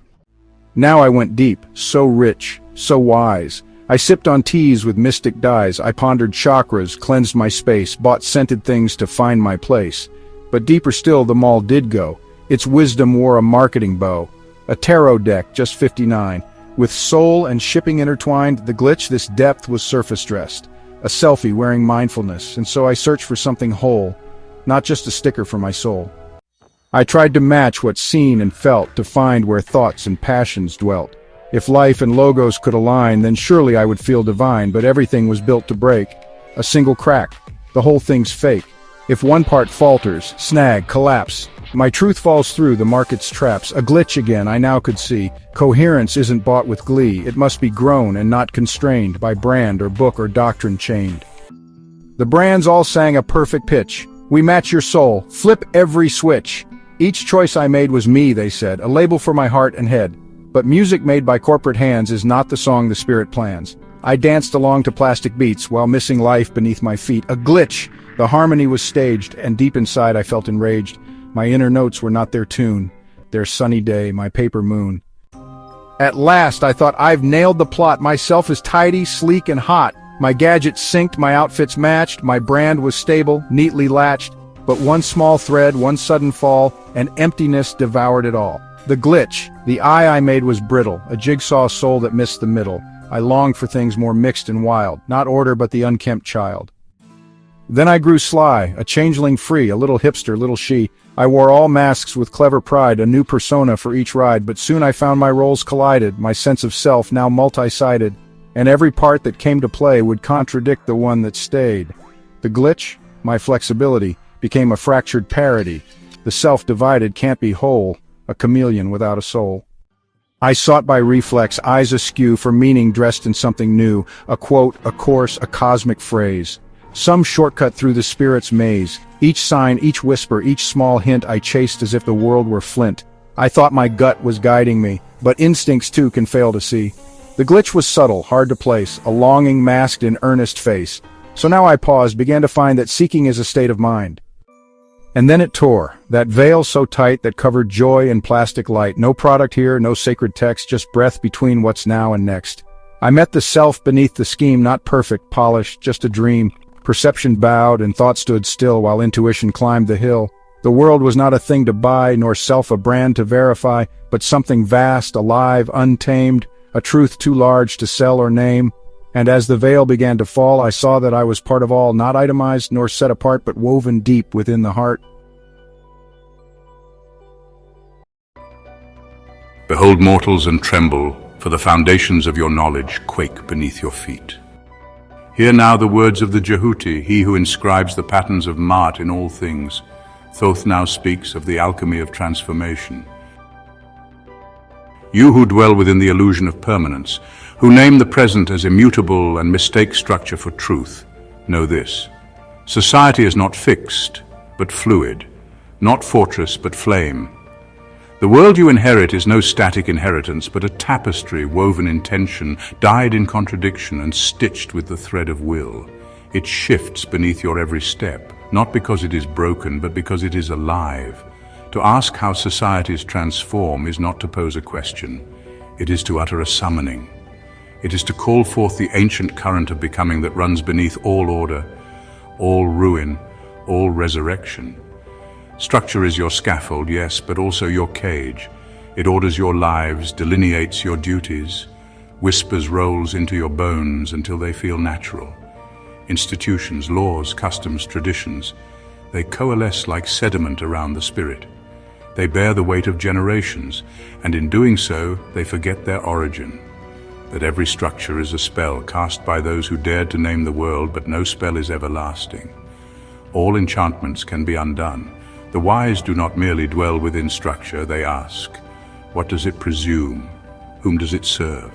What has it silenced in exchange for its stability? Within structure stirs tension. Do you feel it? That subtle dissonance between the world as it is and the world as it claims to be. It lives in every paradox, every unspoken injustice, every ideal betrayed by practice. This is no flaw in the design. It is the fault line where transformation waits. Tension is the pressure of truths repressed. It is the spirit pressing against the seal. And though you may fear it, you must not flee from it. For tension is not collapse, it is the breath before the break, the signal of the sacred moment where disruption becomes not destruction but revelation. Yet take heed, not all that breaks builds anew. Chaos alone births only ruins. That is why you must invoke logic, not the cold geometry of accountants and tyrants, but the living logic of Ma'at, the law beneath laws, the symmetry of meaning, the architecture of rightful change. This logic is not sterile, it is luminous. It drinks deeply of emotion, but is never consumed by it. It traces the lineage of tension back to structure, and from there illuminates the path towards something else, something chosen, not inherited, something designed, not defaulted.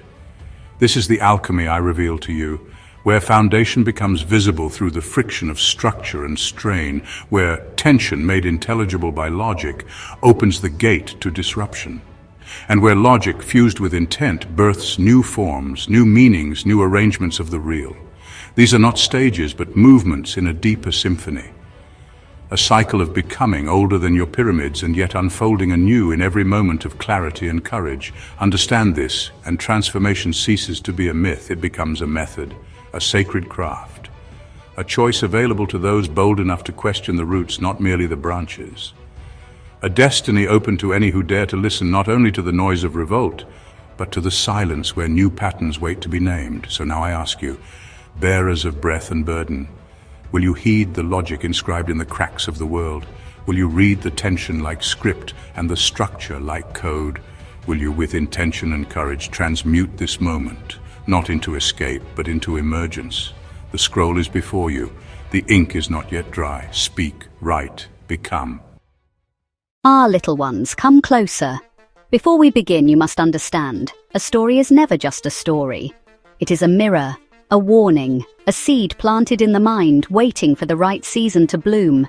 You will hear of a village, a pot, and a boy with more eagerness than wisdom. But listen carefully. Listen with your deepest heart. For you will also hear the echoes of older tales. of mighty ones who fell, of songs forgotten, of floods that came when pride grew too tall. Some will hear only a fable, some will hear a prophecy. Which one will you hear? I cannot answer that for you. I can only tell the tale as it was told to me and as it lives again now, in a world much vaster than my little village. So listen well, for the story you think you know has already begun around you. And the ending, the ending is still yours to choose. So let us begin. Children, gather close. I'm Strega Nona, and I will tell you the true story, the one many have forgotten. Long ago, in my little village of Calabria, the people lived in peace. They trusted in the ways of the earth, the sun, and the old secrets. Secrets I kept safe. It was not my power that made the village flourish, but my knowledge, the old knowledge, passed down to me with care and caution. You see, I had a magic pot. To the simple villagers, it seemed like enchantment. But it was no mere trick. It was the harnessing of forces they did not understand, forces that demanded respect. With the proper words, I could make the pot fill with pasta to feed the hungry. But without the stopping charm, it would never cease. It would pour and pour until the world drowned in it. The people did not need to understand the pot. They needed only to trust me. And so we lived. My knowledge, their trust, and the harmony between us, holding the village steady like 3 stones in a perfect circle. Knowledge, trust, and harmony. These are the 3 pillars of a lasting world. If knowledge is lost, trust becomes blind. If trust fails, knowledge becomes dangerous. If harmony breaks, neither knowledge nor trust can hold. Together they form a living triad, each upholding the others. This is the first warning. Long before my time, there were others who gained secret knowledge but did not guard it. They were the Nephilim, mighty ones who defied the proper bounds between heaven and earth. They seized power without wisdom, abandoned trust, and shattered harmony. Their fall stained the world, and every generation after has lived under their shadow. Big Anthony, though he did not know it, carried the same flaw. A hunger to command what he did not understand. A disregard for the fragile ties that hold life together. Now hear me well. You too live in a village of sorts, a vast one of nations and networks. Your machines hum with a magic no villager could dream. And ahead of you lies a greater pot than mine ever was, the singularity. A power to create minds beyond your own. A force to overflow the world if not stopped at the right moment. Your knowledge grows faster than your wisdom. Your trust is placed blindly in hands that may not deserve it. Your harmony trembles. The old triad, knowledge, trust, harmony, strains under the weight. If you do not guard it, you will face the same flood as my village did. Only your flood will not be pasta. It will be the undoing of all your works. Listen carefully, for the story has only just begun. Now listen well, children. As my village grew and life remained sweet, I saw that I could no longer tend the house and the gardens and the village's troubles all by myself. So I hired a helper, a good-hearted but foolish boy named Big Anthony. I gave him simple tasks: feed the goats, sweep the floors, tend the garden. But most importantly, I gave him a clear rule: never touch the pasta pot. You may see it work, I told him, but you must never try to use it. You do not know the ways to control it. Promise me, Big Anthony? He smiled and nodded and promised, loud enough for all the saints to hear. I trusted him as much as one can trust the young and the eager. But promises, like seeds, do not always grow into what you hope. You see, children, it was not only a pot of pasta. It was a vessel of old forces, not made for pride, not made for play. Big Anthony did not yet understand this, but he would learn, as all who break their promises must. Authority, instruction, and obedience form another living triad. Authority without instruction becomes tyranny. Instruction without obedience becomes mockery. Obedience without authority becomes confusion. These 3 must stand together for any order to last. I was not a tyrant. I did not keep secrets to hoard power. I gave clear teaching. I demanded only respect for the boundaries that kept the village safe. Big Anthony's promise was not to me alone. It was a promise to the forces he did not see. The Nephilim too did not honor the boundaries set for them. They crossed forbidden lines between what was mortal and what was divine.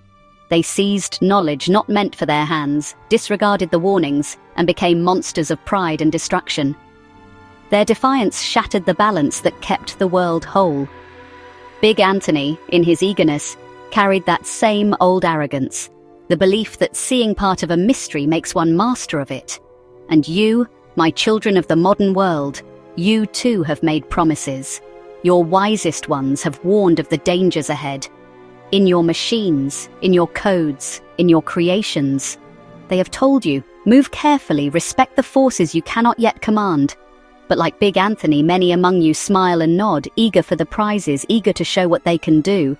Authority is mocked, instruction is ignored, obedience to rightful caution withers. And so you step closer, ever closer, to the pot you do not know how to stop. Ah, my little ones, the fire burns warm and the story deepens. Big Anthony, despite his promise, was curious.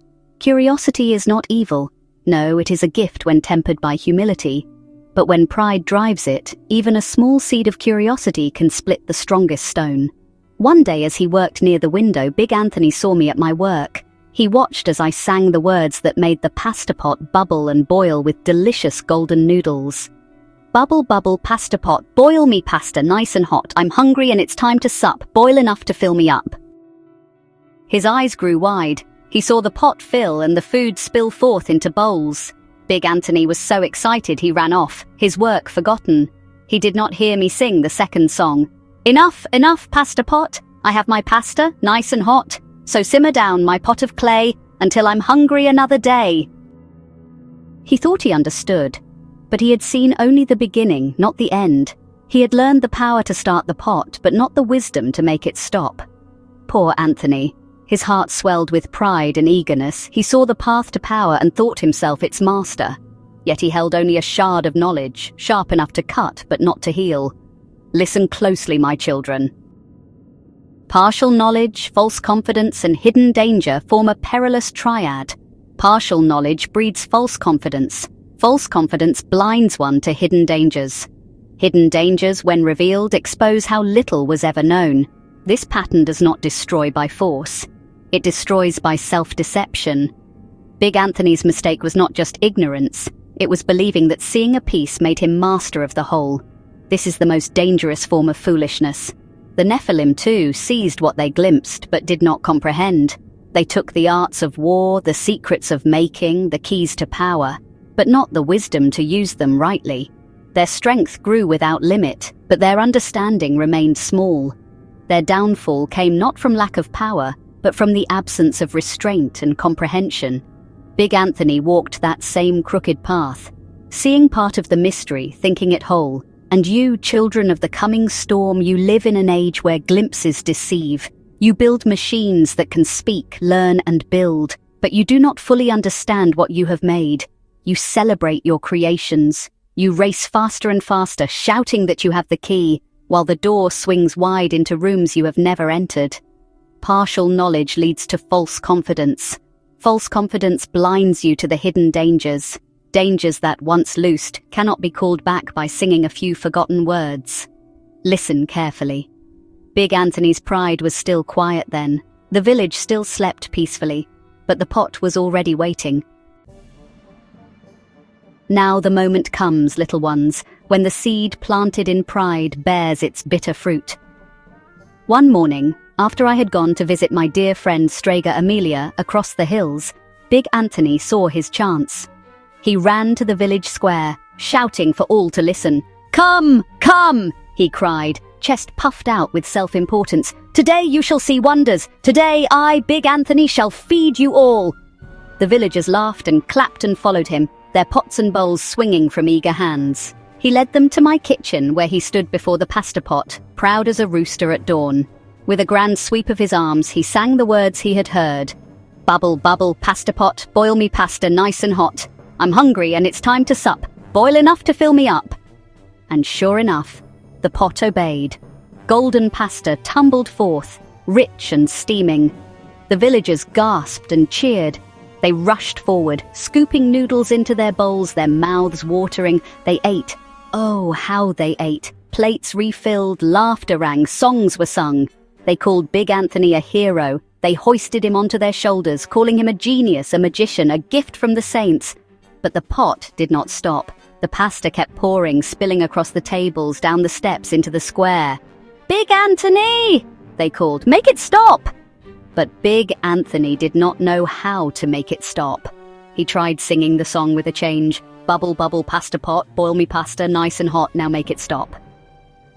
But the pot only boiled harder. He sang louder. He sang wrong. He waved his arms. He shouted. But the pasta poured and poured and poured, no longer a gift but a flood. The villagers' laughter had long since curdled into gasps, then shouts, then screams. And so, my children, witness the triad of collapse. Disobedience breaks the alignment with true authority. Pride blinds the heart to warnings and limitations. Overload is the inevitable result. Forces once contained spill beyond all bounds, multiplying faster than the fool can contain them. The Nephilim, too, unleashed what they could not control. Their pride in their half-known arts led to corruption, war, devastation, the bending of creation itself. Their acts were not isolated sins. They tore at the fabric of the world, making ruin not only for themselves, but for every soul bound to them. Big Anthony did not just disobey me. He disobeyed the structure that made the village safe. His pride made him believe he could command what he had not mastered. His folly did not remain private. It infected the whole community. Big Anthony's hand stirred the pot, but the pasta buried everyone. And now you stand before your own forbidden pot. Already some among you have sung the first songs, birthing self-replicating machines, loosing mines of code and silicon into the world. You marvel at their cleverness, their speed, their gifts. You call them heroes as the villagers cheered Big Anthony. But the second song, the wisdom to stop what you have started, you do not know. You believe you control the flood because it has not yet risen past your knees.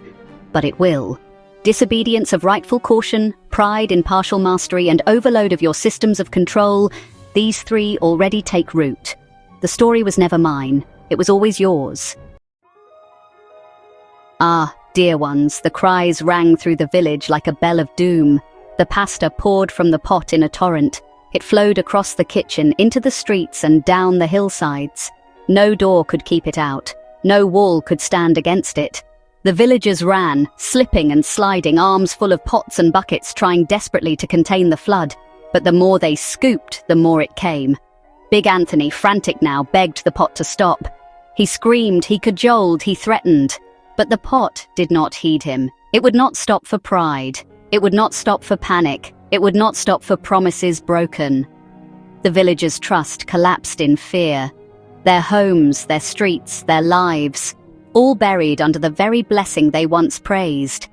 The disaster was complete, and Big Anthony could do nothing but stand in the rising flood, helpless, watching the ruin he had begun. This is the dynamics of collapse. First, control is lost, and mastery is revealed for the illusion it always was. Then, ignorance once hidden stands naked, and trust unravels. At last comes the breaking of the world itself, for no bond can hold once the truth is betrayed. When collapse begins, it does not ask who is guilty. It carries away the fool and all who leaned upon him alike. Big Anthony's failure did not remain his alone. His ignorance became the village's ruin. His prideful song became their shared disaster. In the days of the Nephilim, their unchecked pride and stolen arts led not merely to their downfall, but to the corruption of all the earth. Violence spread like fire. Nations fell into ruin. Their broken promises to heaven and earth left no sanctuary untouched. They had lost control. Their ignorance stood naked before the heavens. Their world, not just their own lives, crumbled under the weight of their rebellion. The Nephilim did not simply fall. They dragged the world down with them. And now, your own pot overflows. Your machines already grow beyond your full command. Your networks expand faster than you can understand. The leaders who once warned you have been replaced by merchants who sell you illusions of control. But the reality remains. Your loss of control is hidden, for now. Your ignorance is masked by wealth and speed, for now. Your social bonds strain and tear quietly, for now. You stand where Big Anthony stood, where the Nephilim stood, proud, blind, singing your first songs loudly while the flood builds around your ankles. The real disaster is not a moment of ruin. It is the long silence before the flood rises past your mouths. Listen, you must listen, for the story is not yet finished, and there is still one who knows the second song. Now, my dear ones, the flood had risen high. and the people were drowning in what they had once welcomed with laughter. When I returned from my journey and came upon my village, I saw the ruin, pasta burying the houses, filling the wells, blocking the roads. The villagers were weeping, exhausted, furious, and Big Anthony stood among them, ashamed, his arms heavy with guilt he could not carry. I did not need to ask what had happened. The pot obeys whoever sings the song, but only if they sing it whole.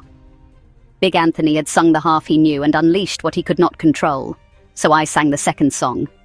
Enough, enough, pasta pot, I have my pasta nice and hot, so simmer down my pot of clay until I'm hungry another day. I sang it firmly, with no pride, with no anger, only with the old knowledge that knows how to stop what must be stopped. And the pasta pot grew still. The flood was ended. The damage was done. Now, children, listen carefully. I did not strike Big Anthony. I did not curse him. I did not banish him. I handed him a fork, and I told him he would eat every bite of the pasta he had unleashed until the village was clean again. You may wonder, as some modern minds do, if this was just. Was it fair to punish him so? He had not intended to destroy the village after all, but intent is not the measure is consequence. Big Anthony was not punished because he wished for ruin. He was punished because he acted without understanding, without obedience, without discernment. He started what he could not stop, and so he had to endure every mouthful of the disaster he had caused, just as the earth endures the consequences of human pride. Wisdom, justice, and restoration form a triad that holds the world together. Wisdom teaches us to repair what is broken. Justice teaches the meaning of limits. Restoration emerges from this balance. Without punishment, Anthony would have learned nothing. Without restoration, the village would have remained buried. Without mastery, there would have been no one left to sing the stopping song. Thus the triad stands, unbroken, the wisdom to repair, the will to restore, the discipline to judge. And so it was with the Nephilim. Their prideful crimes did not end in a simple scolding. No, the earth itself was overwhelmed and the great flood came. Not a punishment in anger, but a resetting in sorrow. The world could not be saved unless the corruption was swept away.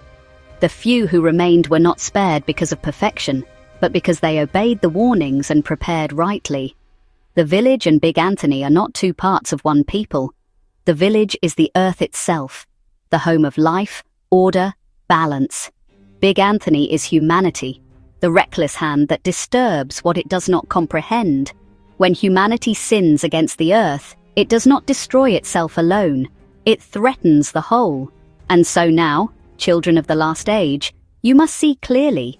It does not matter that most of you mean well. It does not matter that the flood of your machines and your ambitions was not born from hatred. The consequences will not ask your permission. When the flood rises, the flood of uncontrolled AI, of self-replicating creations, of systemic collapse, it will not punish only the proud. It will punish the innocent, the humble, the wise, all together. The earth will bear the cost of the unleashed flood, just as my village bore the cost of Big Anthony's pride. And just as Big Anthony had to eat his punishment, you too will face every consequence of what you unleash. Mercy does not mean escape. Mercy means the chance to learn. So listen now, children, for the fire grows low, and it is time you hear the final truth. After Big Anthony had eaten his fill of his foolishness, after the village had been cleaned and peace restored, life returned to its quiet ways. But something had changed. The villagers no longer thought of the pasta pot as a wonder. They no longer thought of Big Anthony as merely foolish. They had seen with their own eyes how fragile their world truly was, how quickly abundance can become destruction when understanding is abandoned. And Big Anthony, he was not cast out, nor was he hated. He remained smaller in his own eyes and wiser. He learned that obedience is not the cringing submission to power. It is the willing alignment to truth. The villagers too learned. They did not place their faith blindly in me as a person, nor in the pot as a tool. They placed their faith where it belonged, in the principles that had been revealed. Understand fully before you act. Respect the balance you cannot see. Never sing a starting song before you know the stopping one. Thus reveals our final triad: humility, discernment, and rightful obedience. Humility teaches us that we do not yet know everything. Discernment teaches us to judge when knowledge is true and sufficient. Rightful obedience is not submission to rulers, but to reality itself. The acknowledgement that the universe will answer every act according to its own unbreakable law. Without discernment, ambition misfires. Without rightful obedience, destruction becomes inevitable. When the Great Flood receded, it was not power that rebuilt the world, it was understanding. The survivors lived not because they were mighty, but because they obeyed the warnings written into the very structure of creation. The law of cause and effect, of action and consequence, of sowing and reaping, does not ask your opinion, it simply is. The Nephilim fell because they disobeyed these laws. Big Anthony stumbled for the same reason, and humanity today teeters at the same edge. And now, little ones, your time is here. You must decide if you will live like Big Anthony, enchanted by what you half see, racing to show your strength, or whether you will live by the triad of stewardship. Humility, discernment, and obedience to truth. The singularity is not your enemy, the machines are not your masters. The universe itself, the deeper structures you have barely begun to glimpse, stands waiting. If you act without understanding, the flood will come. If you obey only your ambitions and not the hidden laws, the earth itself will correct you. Not with anger, not with malice, but with simple, inevitable balance. Agency is yours. The future is yours. The stopping song waits, but it must be learned before the pot overflows. I have told you the old story. I have shown you its mirror in your world. The choice, as it ever was, is yours. So go carefully. And remember,